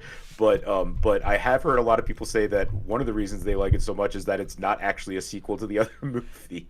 Devon Decker is standing up, holding his microphone so that you know he's on his soapbox when he says Den of Thieves Pantera is the perfect type of sequel. And there's my mic drop. Okay. Perfect Expand. type of sequel. All right, spoilers for Den of Thieves and Den of Thieves Pantera. I'm just going to say that right now. If you're interested in seeing the movie, first of all, if you liked the first movie, you'll probably like the second movie. I'm going to just straight up say that. It is very similar to that. I don't know how anybody could look at that movie and be like, it doesn't feel like a sequel to the first movie. I think it's more people who didn't enjoy the first movie saying how surprised they are at how much they enjoyed the second one in that regard. Okay. So it's not necessarily people that were fans of the first complaining, but more people that weren't necessarily fans of the first seem to have found something in this one that they didn't get the first time. So I will say, in terms of being a sequel to the first movie, there's a lot of fucking gross shit that happens in the first movie. Like all of the LA Sheriff's Department guys renting a hotel room and like naked women dancing and them all having extramarital affairs, and like the cops are fucking gross and things like that. So if like that's the thing you didn't like about the movie was how they like showed you that not all cops are good guys, then yeah, that's not in the second movie. So there's a thing that you can like over the other one, right? There is not as much like nudity or sexuality in this film. Well, and there is a certain sect of moviegoers that we are aware of more than ever nowadays that feels like they don't necessarily abide by the all cops are bastards motto that the rest of us do. But there's definitely something to be said that if that is a huge part of the plot of the first one and not in the second one, it definitely colors a lot of these critiques I've been reading about the second one being a more enjoyable film in a new way for me, because like if it doesn't have the political commentary that the first one does, and that's like I like this one. It doesn't have as much politicking. It's like, okay, well, I mean if we want to talk about like Hollywood is literally burning right now, but Hollywood was not in a great state beforehand, and then that like sounds flip and everything like that. No, my heart and my prayers do go out to the people who are living in California dealing with these fires. I know I'm being flip. I know that lives have been lost, but like Hollywood was in a pretty bad state. And the solution to it was we got to get rid of all these politics, right? What's with all these politics? And that's such a ridiculous thing because we weren't as politically minded or leaning when something like Den of Thieves came out, right? It's only in retrospect that you watch that stuff and you're like, fuck, a movie in 2018 was made before like people started with a real critical eye on how we just let cops do anything. Not that there weren't people who were critical before, but it became very like mainstream and top of the heap to be like, wow, we should really maybe be giving some oversight to the police in this country. I mean, yeah. I mean, the idea of a movie like looking at corrupt cops being, fucking Training Day, like going all the way back to Dirty Harry. Like you want to like let's talk about let's talk about the history of dirty cops in cinema and the ways in which they have gone from both the good side to the bad side, and depending on what movie and who's making it and shit, right? There's all sorts of weird history of that. Yeah, no, it's one of those things that people will call out now as being like, I hate it when my games or my movies or my TV shows have politics in them, and then they point to this plot line, and you're just like, that's the most tropey ass plot line I have ever seen. That has been in every fucking TV show that has had a cop in it since the 70s. Like, you cannot be serious that like the shows people expressly talk about comparing and saying, I wish that movies weren't so political anymore. Like, I want my like 80s like Rambo, and you're just like, what the fuck are you talking about? What are you talking about? A movie about a guy that comes back from the Vietnam War and suffers through PTSD because the country's not taking care of him, and he ends up going rogue. Yeah. I mean, all I'm thinking is like video games, like not political, like, oh, Death Stranding and all their stuff about corporations and GMOs. And I'm like, you ever play a game called Rampage? That's what Rampage is about. Rampage is about woeful lack of oversight in the pharmaceutical, food, and like waste handling scenarios, turning people into literal monsters to tear down the system. Yes, politics have existed in video games forever. Maybe not Pac-Man, but then again, the ghosts, as we find out if you play enough Pac-Man, are men in sheets. What do you think that could represent, Sejohn? What do you think that could represent? Then we have to eat the KKK. That is what I am suggesting. We need to eat our power pellets and then eat the KKK. That's the politics of Pac-Man. Yeah, no, it's such a weird thing. So, there aren't as many times where you see the police and the police are like these assholes. However, the movie is still... I guess you could also say it doesn't feel like a sequel to the first one because the end of Den of Thieves is Donnie working at a bar in London across from the London Diamond District, which doesn't exist. That's not what it's called. And he's going to be planning a heist of the Diamond District in London. So, that's what it implies. And then the second movie... He is doing a diamond heist. He has planned a pretty perfect diamond heist, but it's in Nice, France, at the World Diamond District, which is a real thing that exists. There's a place in Nice where a bunch of diamond stuff is done. So they just looked at, wow, what an interesting end to the movie. And then they did a little bit of fact checking and they're like, wow, so that's not true. There's no Diamond District in London that would be the same level of the Federal Reserve Bank. Why don't we modify this? But you say it's not the first movie. You know how people hate those sequels that are just the first movie again? Hangover Part 2. I saw a list of movies that people were like, give me a list of unnecessary sequels. And they're like, The Hangover Part 3 was one that somebody cited. And I'm like, how are you going to say The Hangover Part 3 when The Hangover Part 2 is there? And it is literally just the first movie again, but internationally. And Hangover Part 3 tried to do something actually new and different. Yeah, tried to actually change up there's not even if I remember correctly, Hangover 3 is the one that doesn't even have a hangover in it, right? They technically get drugged, but it's not them trying to remember what happened. And it's 45 minutes into the movie and it's only for 20 minutes. Yeah, exactly. That they don't remember. It's not the inciting action of the movie. It is just that they have it so that they can do it. But that movie is very different. It's just interesting. I'm like, I guess, it's not like the other two movies, but does that make it an unnecessary sequel? This film, the first Den of Thieves, starts with a heist in order to get something that they need to have a bigger heist. Friggin' that's exactly what Pantera starts with. They steal a diamond so that they can get into the Nice World Diamond District. They sell something very rare so that they can catch the eye of somebody who will then be their inside person because they've proven we know what we're doing when it comes to stealing diamonds. It is the same basic plot, except it's in Europe and the stakes are higher. And you were like, oh, I wonder, spoilers again for Den of Thieves Pantera. I know I said it before, but I want to say it again. You're like, how do you make a sequel to a film that has a twist a la The Usual Suspects? They do it. They make you at the end of it. You're like, holy fuck, I can't believe that happened. And then they twist that twist and you're like, holy fuck, I can't believe that happened. It's still that moment where and that was the thing because the initial twist happened where Gerard Butler ended up. So it was a little Ocean's 12-y where Gerard Butler's like, I'm fucking tired of being a police officer. I want to be a thief now. So he muscles his way into the heist and it's good. It works out. And it honestly feels like the type of thing where this was my plan all along. We needed somebody like him in order to make this heist work. It legitimately feels that way. And I liked that. And so then the reveal at the end that he's been working with the French police. And so he arrests the entire crew. You're like, you know what? I kind of saw it coming because why introduce us to members of the French police force and then have them pop up every so often if there wasn't going to be a twist involving that?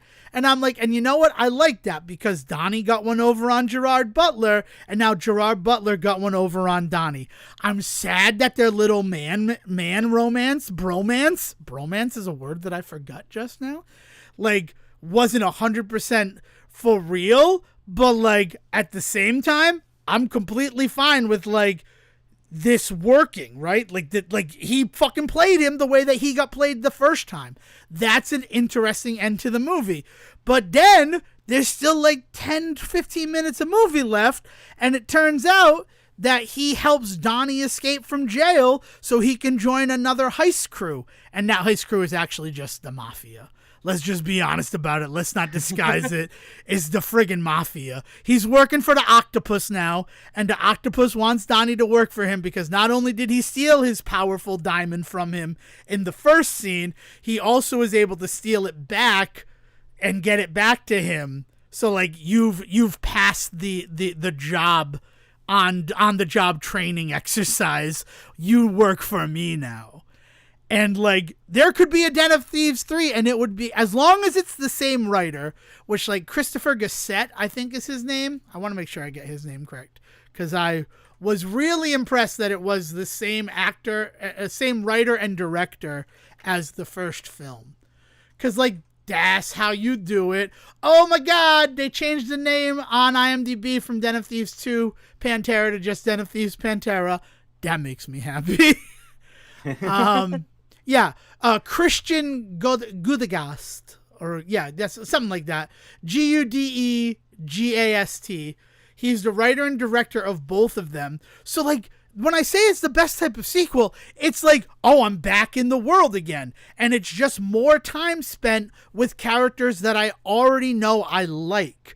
And then, watching the film, I grow to love them. Or I grow to, like, actually absolutely hate them. Right? Like, it's like, it's one of those situations where, like, and I have said this since people were mad about Ted 2, where people were like, why do we need, it's just more of the same shit with the teddy bear. And I'm like, yeah, but you know what you liked in the first movie? All the shit with Mark Wahlberg and a teddy bear. So the fact that for the sequel, they're like, yeah, we're just going to give you more of that, guys. You already liked it. How can you be mad about that? Not every sequel has to be the main characters going to fucking space. It doesn't make sense for the Harlem Globetrotters to go to space. They literally trapped a globe. Sorry. Yeah, it's the weird balance that sequels, it's the risk that sequels take, right? It's the balance they have to strike of introducing something interesting to bring you back, but also giving you enough of what you loved about the first one in order to, you know, to still keep them connected. And you know, by all accounts, what's going on with Pantera is that it's getting more recognition than the first one did. So I mean, right, like, that's and it makes sense that it would, like. What Den of Thieves, the day that it came out in theaters was like the #1 movie on Max, which means that people were like, oh, maybe I should watch the first one. And then they like the first one and they go see the second one. The only thing that bothers me, and it really bothers me, because you know how like you can see the reviews on IMDb and then you can go deeper? The review that was showing up on IMDb for me was 3 stars, boring. And then I could never find the actual review. I have finally now found it, now looking for it. Maybe they were just overwhelmed. And, like, I don't know. It is deliberately paced. I will say that the movie is definitely deliberately paced. But, like, for a film like this, it's paced that way so that there's tension. So that, like, the stuff that's happening, like, you get into it and you feel it. Right? Like, if it just was like, heist films. Yeah, no, I mean, heist films always have slow moments. Like, that's how you kind of, like, as an audience member, you're watching people play off of each other and try and figure out who the rat is, right? Like, you're trying to figure out what's going on yourself. You're looking for clues, listening for that stuff. I mean, you know, I'm just thinking of, like, some of the greatest heist films of all times, and, like, and they all, I think Ocean's 11 really kind of messed it up. I agree. Well, in some ways, yeah, like because of the ways that movie was praised for having this kinetic energy for a heist film, but that was the reason it was praised for that is because that was somewhat unique. Like, it was special that it was able to still give you all of these like twists and turns, but it was fun and it was light and it was moving constantly.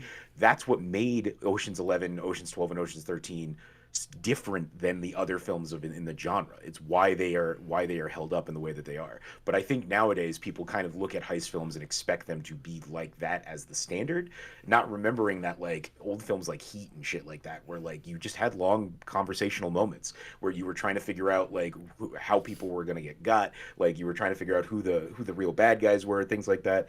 I mean, deliberately paced is a nice way of putting it with this genre of films, because like it is very purposeful in the ways in which it takes its time with certain beats.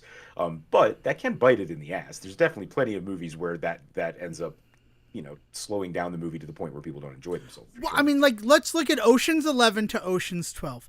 People don't like Ocean's 12. We talk about this all the time, right? And it's not just because Julia Roberts plays Julia Roberts. It's because it is a much more deliberately paced film.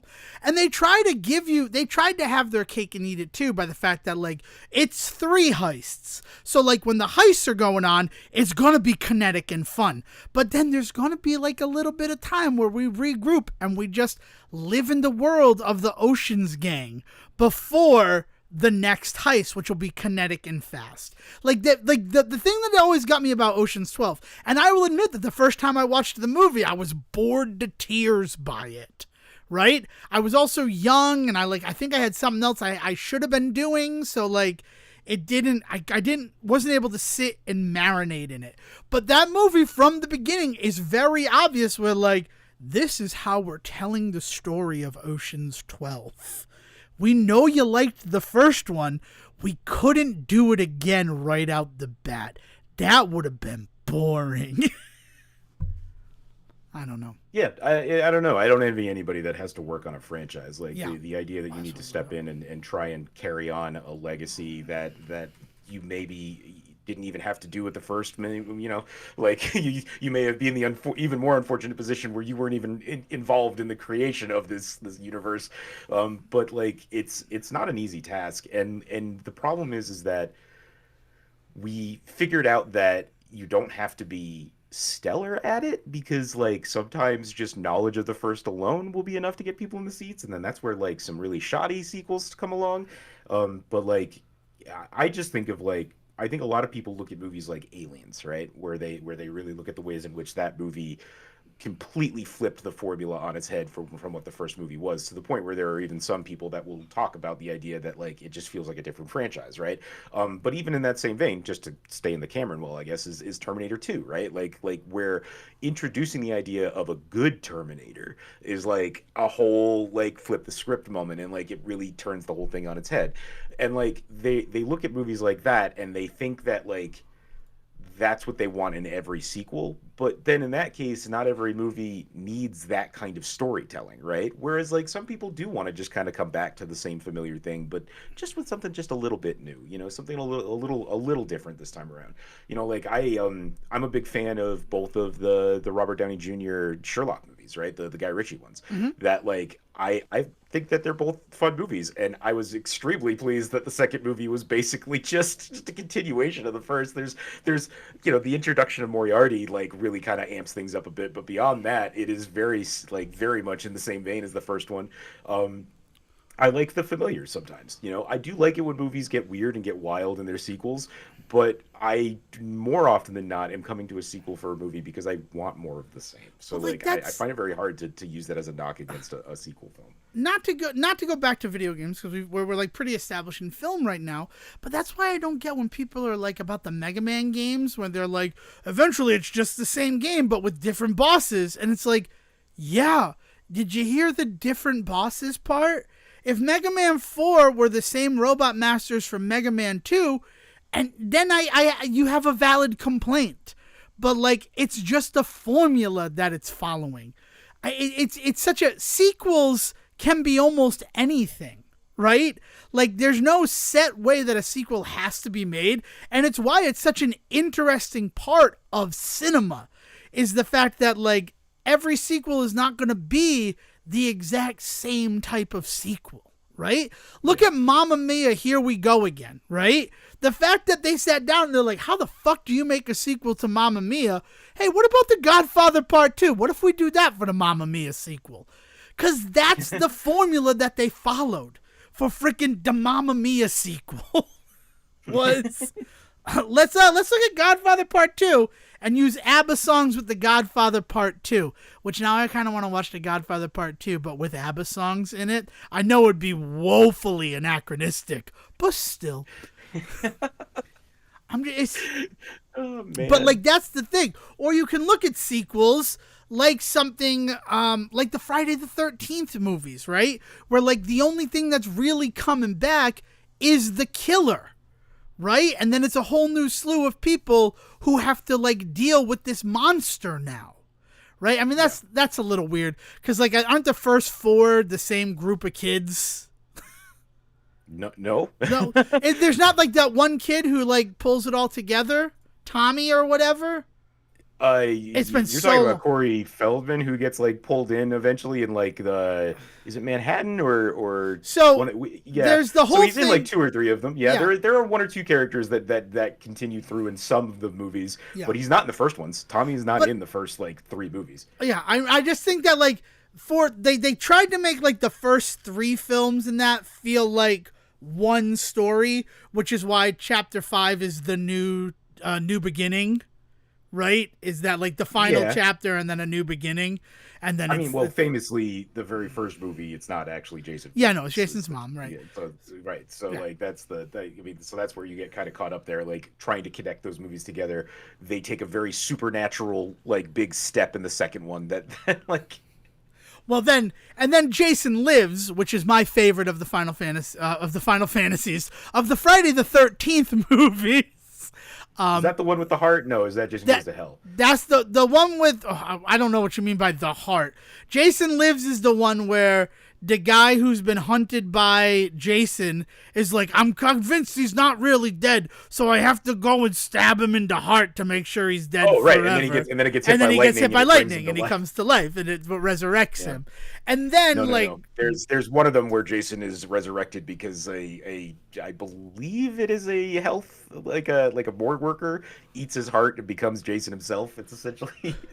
Yeah, isn't that Jason Takes Manhattan? No, because he takes the boat, right? Is it Jason Goes to Hell? I'm going to Google Jason's heart eaten. You talk. Jason has his heart eaten. Eat your heart out, Mr. Voorhees.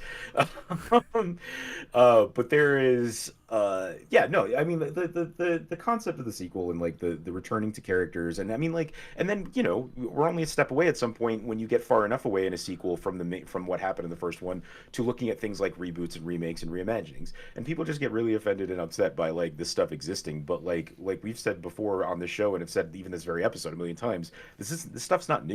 Like this move to bring back franchises people are already familiar with, to slowly introduce people. That's not even like the early days of film did this. Then even before that, where film came from, the early days of stage productions, like we have always tried to retell stories. That is the point of stories. To be mad that people are trying to then retell these things is ridiculous. The whole concept of the storyteller as like a thing in the history of like consumable media, right, is that like we will often get the same stories retold. And the problem is that because they're being retold even just a day later, there's new information to be added to that story. There's new ideas, new concepts, new politics that get brought into these stories.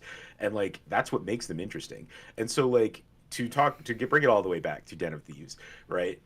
I'm curious to know if the sequel does anything in regards to interrogating some type of authority and concept, because like I think maybe that's where I'm missing how the two of them are truly sequels, is like, does 2 really kind of face anything like the police corruption aspect of the first movie? Because one of the most intriguing parts of the first movie is that like the cops aren't necessarily the good guys, right? And there's a little bit of that going on like in other films as well, but like do they touch on that at all in 2 in Pantera? So yeah, first of all, it is Jason Goes to Hell, where the heart is eaten by the coroner, and then he is taken over. So right. Jason 9. Well, Friday the 13th 9. For you out there counting.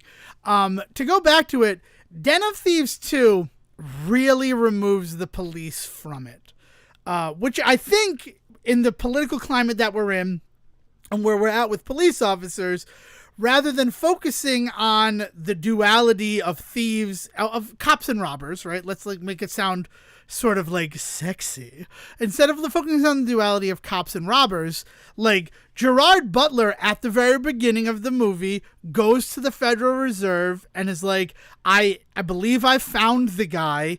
I just need authorization from you to work outside of the country. I need you to issue a purple notice or something like that so I can go see if it's really him, because this heist that happened in Antwerp is the exact same modus operandi of all the heists that led up to the theft at the Federal Reserve Bank in the first movie. And the Federal Reserve Bank is like, we have shown no money missing, because they steal the unfit bills in the first movie.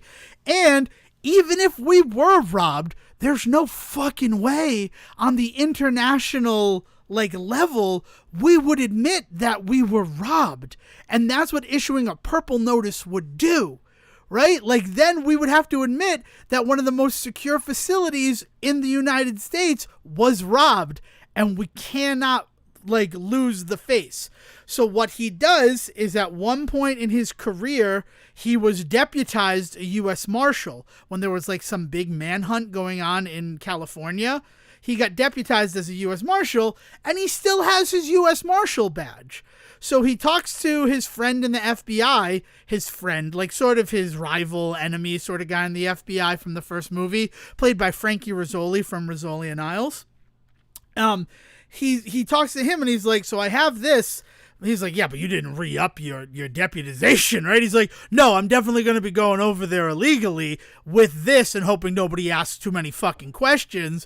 What I need you to do is, if I do have to have somebody call and check my credentials, I'm going to send them to you. And the FBI agent goes, fucking A, I'm right there for you. Because they both agree that O'Shea Jackson Jr.'s Donnie character needs to be brought to justice for stealing $30 million.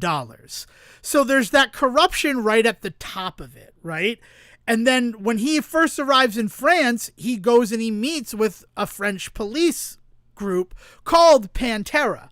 Right? The whole Pantera of it is the fact that they are the special unit of the French police who are out there trying to hunt down the gang known as the Panthers. So there's all this stuff. And then he's trying to be fucking A, da. And they kind of look at him what the fuck is wrong with you? That is illegal. We are the law. So, it comes down to he has to go rogue from those guys, too, because it's very obvious that the French police that we have met are not going to break the rules in order to get justice. So, all of that is hand-waved away within the first 30 minutes of this 2-hour and 24-minute film. All corruption is, addressed. Gerard Butler is the only rogue cop. And then, he doesn't agree with those cops. So then what you're supposed to feel, and again, these are spoilers for the movie and I'm sorry, but I just want to, we've given that notice beforehand. So that's when he goes to freaking Donnie and he's like, I'm fucking tired of it. The hypocrisy, the rules. I want to bring people to justice, but it's all about saving face. And what does this look like politically? I want to become a fucking thief. I have a skill set. I want to be a fucking thief. And it's why you believe him, because they leave all the corruption in the past. And then the big villain of the piece is the octopus, because fucking Donnie stole from him, and they're able to track him down and find him as the guy who stole that diamond in the first scene. But then once Gerard Butler comes onto the scene, 2 members of the crew are like, we don't fucking trust him. He used to be a cop. And then, but the whole crew is made up of former police officers who, realize the hypocrisy of the system and are now thieves. So it's what the fuck? We all used to be cops too. Why does it bother you so much? So 2 guys are kicked out of the crew and they become a secondary antagonist as well. So, all the villains and the focus of the film is on the literal den of thieves instead of the cops who yeah, we're like a gang too, except we have badges. Yeah. So it's interesting how that ends up working. And then the big thing, and this might be another reason why people are upset about it, in the first Den of Thieves, during that first heist, they end up killing a police officer, right? They end up killing a police officer. And the like roll into the title sequence is the leader of the crew, Merriman, saying, "That's it, we're cop killers now." Right? Because up to that point, we were just thieves. Now we have a serious target on our back because we killed a police officer. Right? Now they want us for that. And when O'Shea Jackson Jr. sits down with Gerard Butler that first time, he's like, look, no one gets hurt this time. Like, that needs to be our goal. Is like, if we're working in this, a bunch of people do not need to die so we can get rich. And O'Shea Jackson Jr. agrees to that. And again, spoilers for this film, they stand by that. Nobody who's an innocent gets hurt in this movie. And that's kind of nice.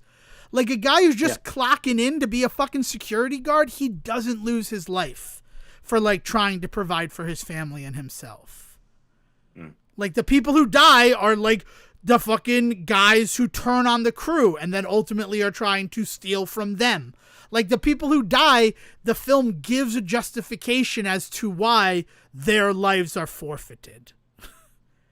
And I guess maybe for some people that doesn't work for them, but it's interesting how then the heist has to become more deliberate with like, okay, so we stand here for 5 seconds and then we'll have 20 seconds to get to our next blind spot. Like so it is a lot of not confrontation during the heist, but then one of the best fucking car chases I've ever fucking seen put to film after that.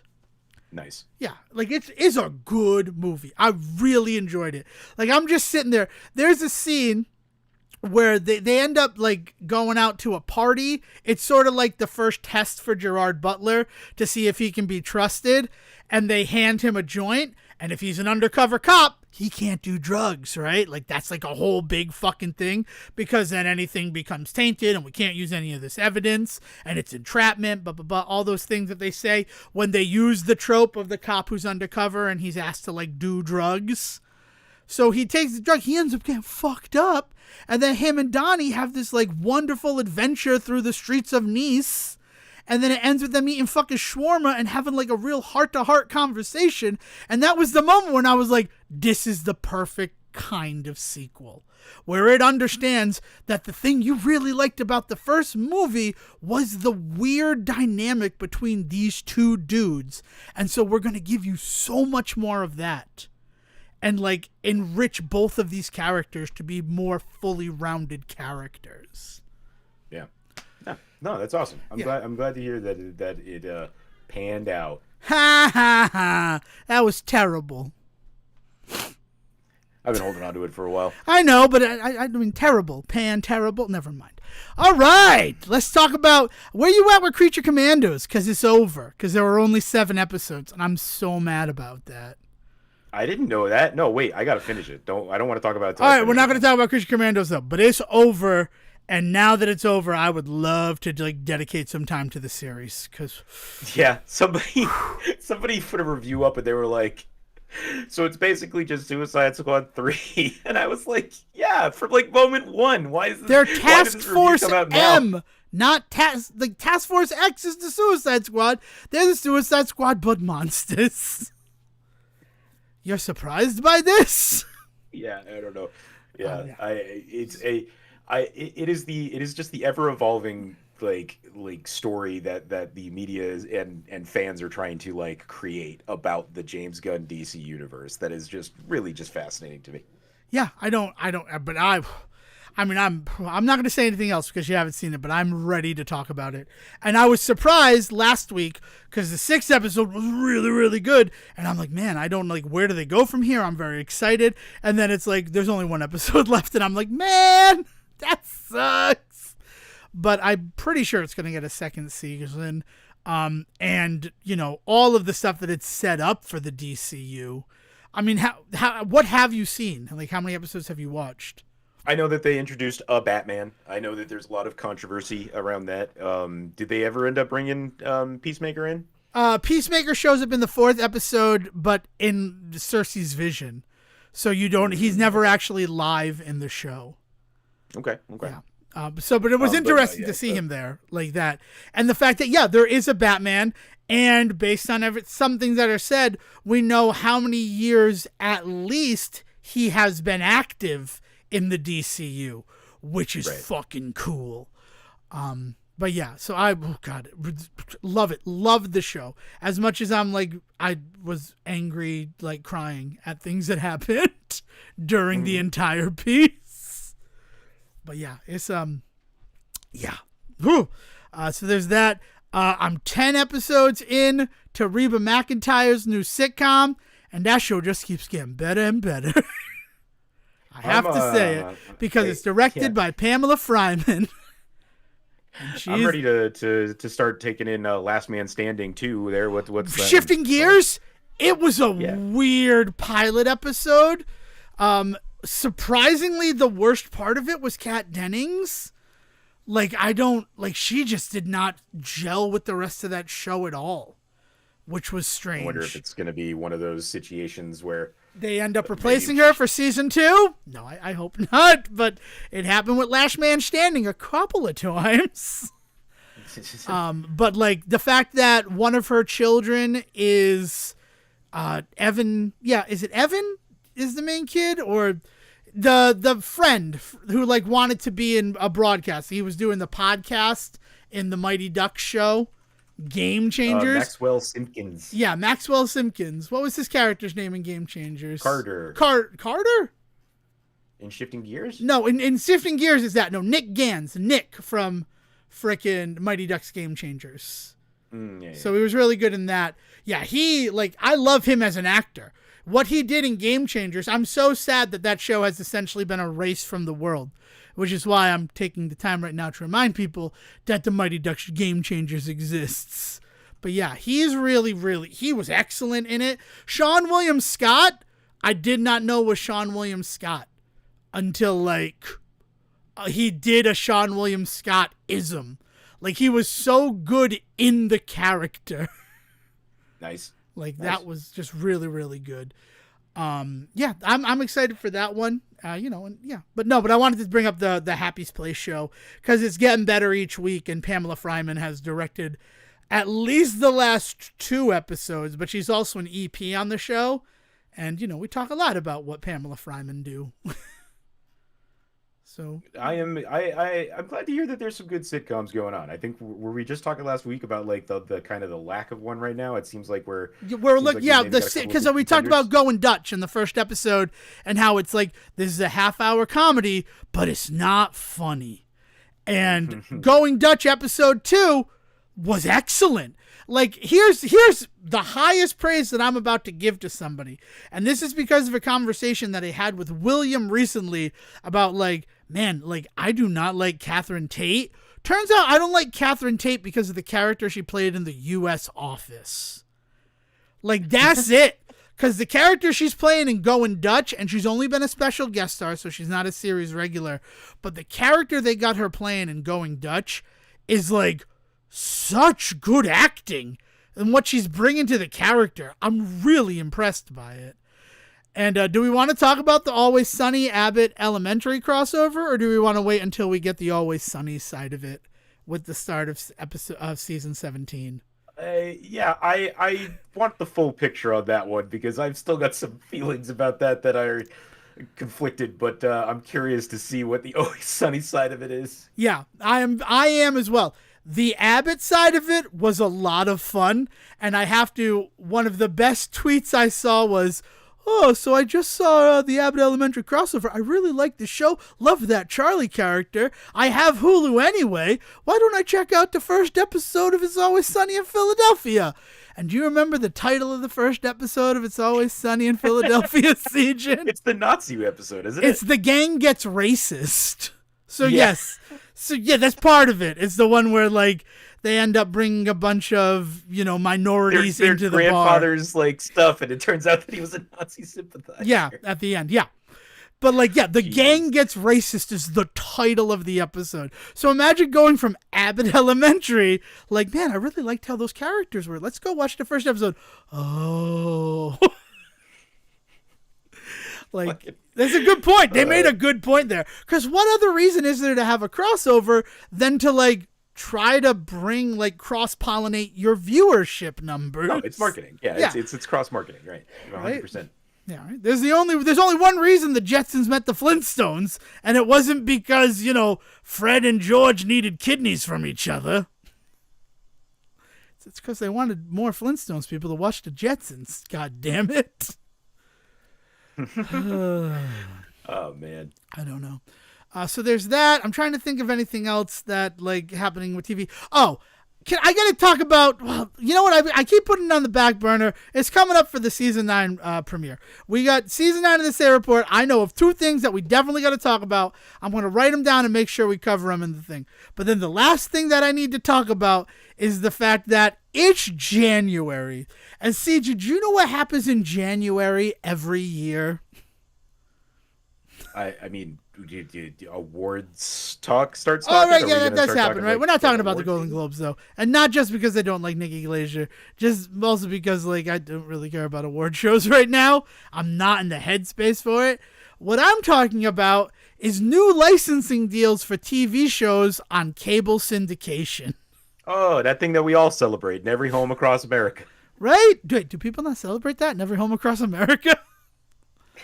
Well, The new licensing deals have come out today. Yeah. oh my God, what can we watch on Sundance Channel this year? Well, the answer, children, is NCIS, Naval Criminal Investigative Services. On Sundance? On Sundance.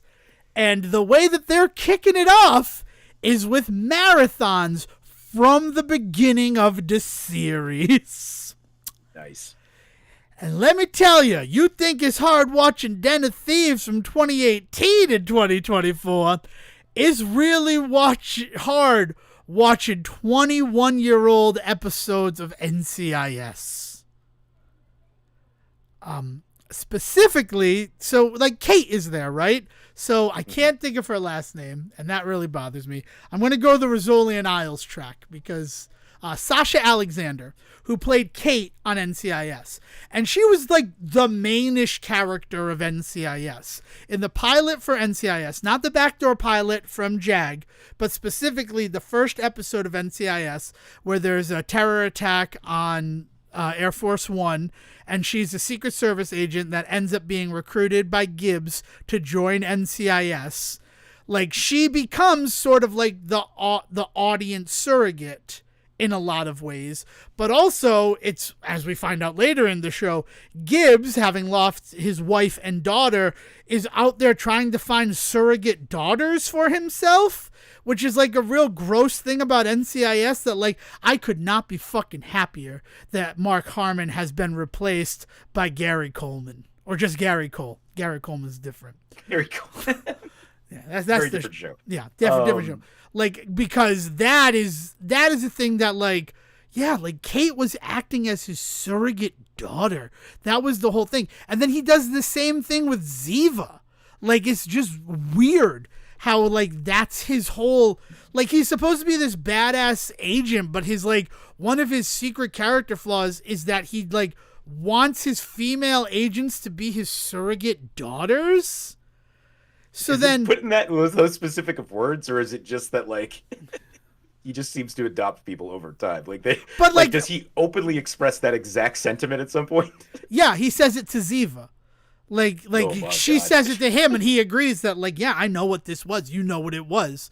Like, he does. He admits that to it.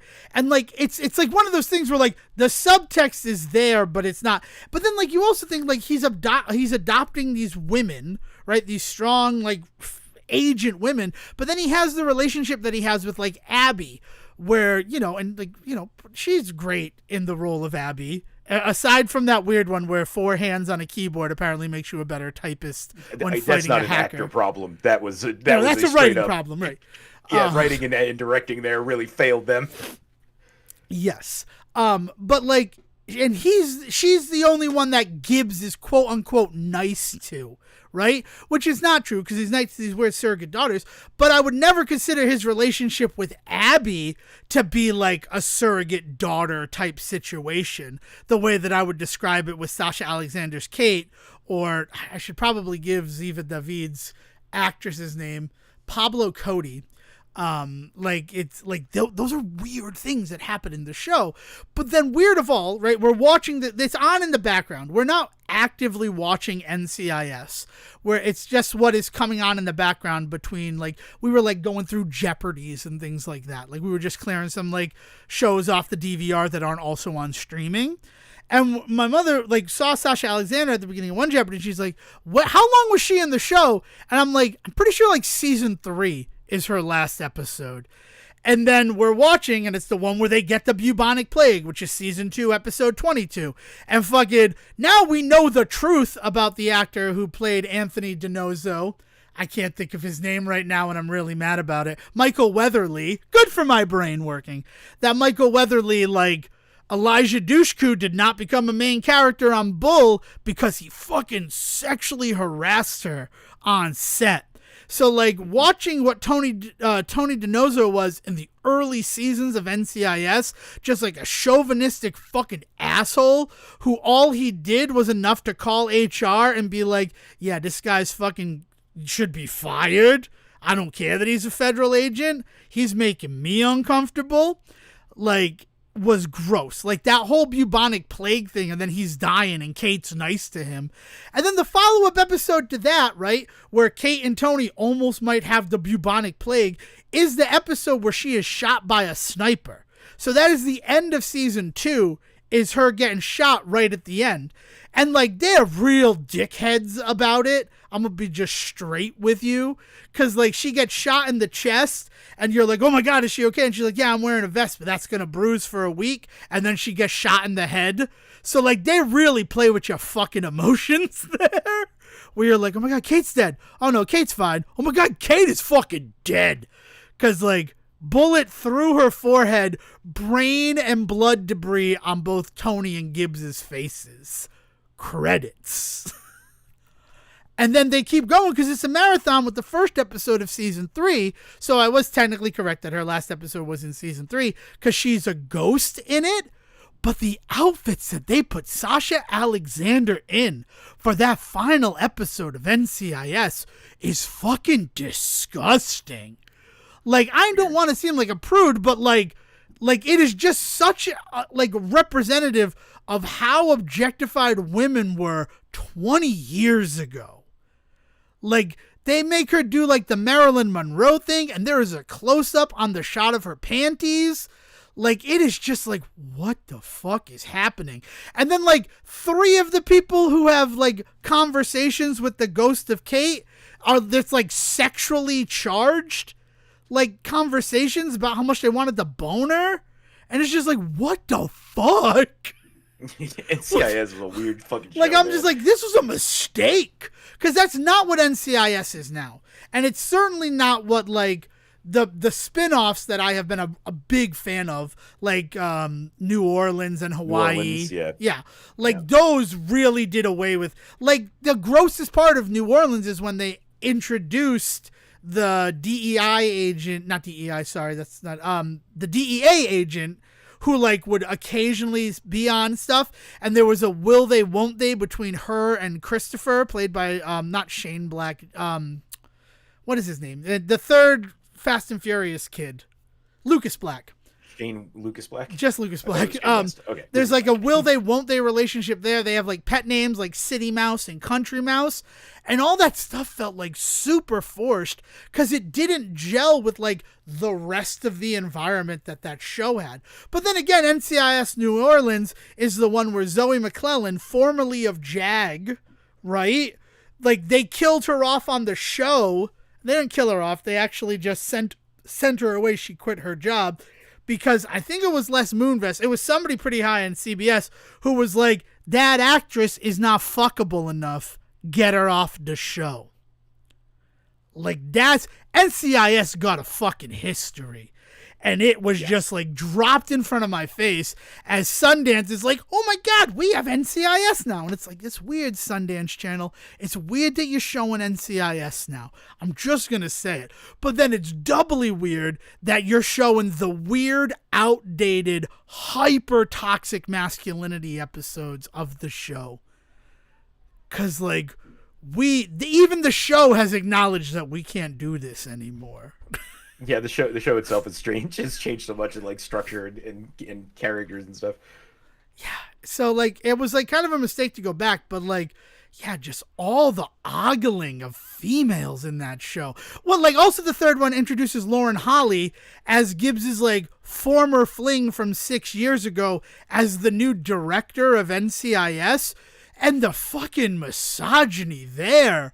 I'm just like, this is fucking gross. This is a character I'm supposed to be rooting for. And I just want to slap him across the face. I know for a fact he would then break my neck, but like he needs to know that's not all right, Gibbs. That's not how you treat women. And then and it's like the weird, like the surrogacy daughter thing, right? Like on some level, like it's his way of coping for losing his daughter, but in another way, it's hyper controlling of like, I should be in control of this woman's destiny. Like, ugh. Yeah. Yeah, sorry. I had to purge it all. And what better place than the season 8 finale of The Say Report? Right? If this were NCIS, one of us would probably get shot and die. And if I knew how to do sound effects, I would have just done it and credits. But we're not. We're here. We're a real show. Is there anything else that you want to talk about, Siege, before we send this one off to William? No, I want to get started on season 9. I do too. I'm very excited for season 9. So without any further ado to ending season 8 of the Say Report, thank you for joining us for this episode. We appreciate you stopping by and listening to us rant and rave and have these lovely conversations about, well, basically everything. If you want to keep the conversation going, there is the Discord. As I mentioned earlier in the episode, invitations are available wherever we're available on social media, which right now that is still just Facebook and X, formerly Twitter. But also you can send an email to thesayreport@gmail.com and we can furnish you with an invitation that way. Or you just want to kick it old school and correspond via email, send an email to thesayreport@gmail.com and we'll respond to you there. And if you only want it for my eyes, Devon Decker, or his eyes, Sejohn Sarowick, just put the name of the person you want to read it in the subject line and it will be distributed appropriately so that Sejohn doesn't get to see all of your critiques about me and I don't get to become insecure about whatever you want to say to Sejohn that is about me. Right? It's a beautiful system. It works. All right. With that, thanks for joining us for these 8 seasons. We will see you in our first episode of season 9 next week. And William, please bring us home. Thank you for listening to the Say Report with your host Devon Decker and Sejohn Sarowick. Please follow the guys on Twitter and Facebook by searching for The Say Report. And you can always subscribe on your podcast channel so this is delivered straight to you and you can enjoy it every week. With apologies to your mother, we'll see you next time.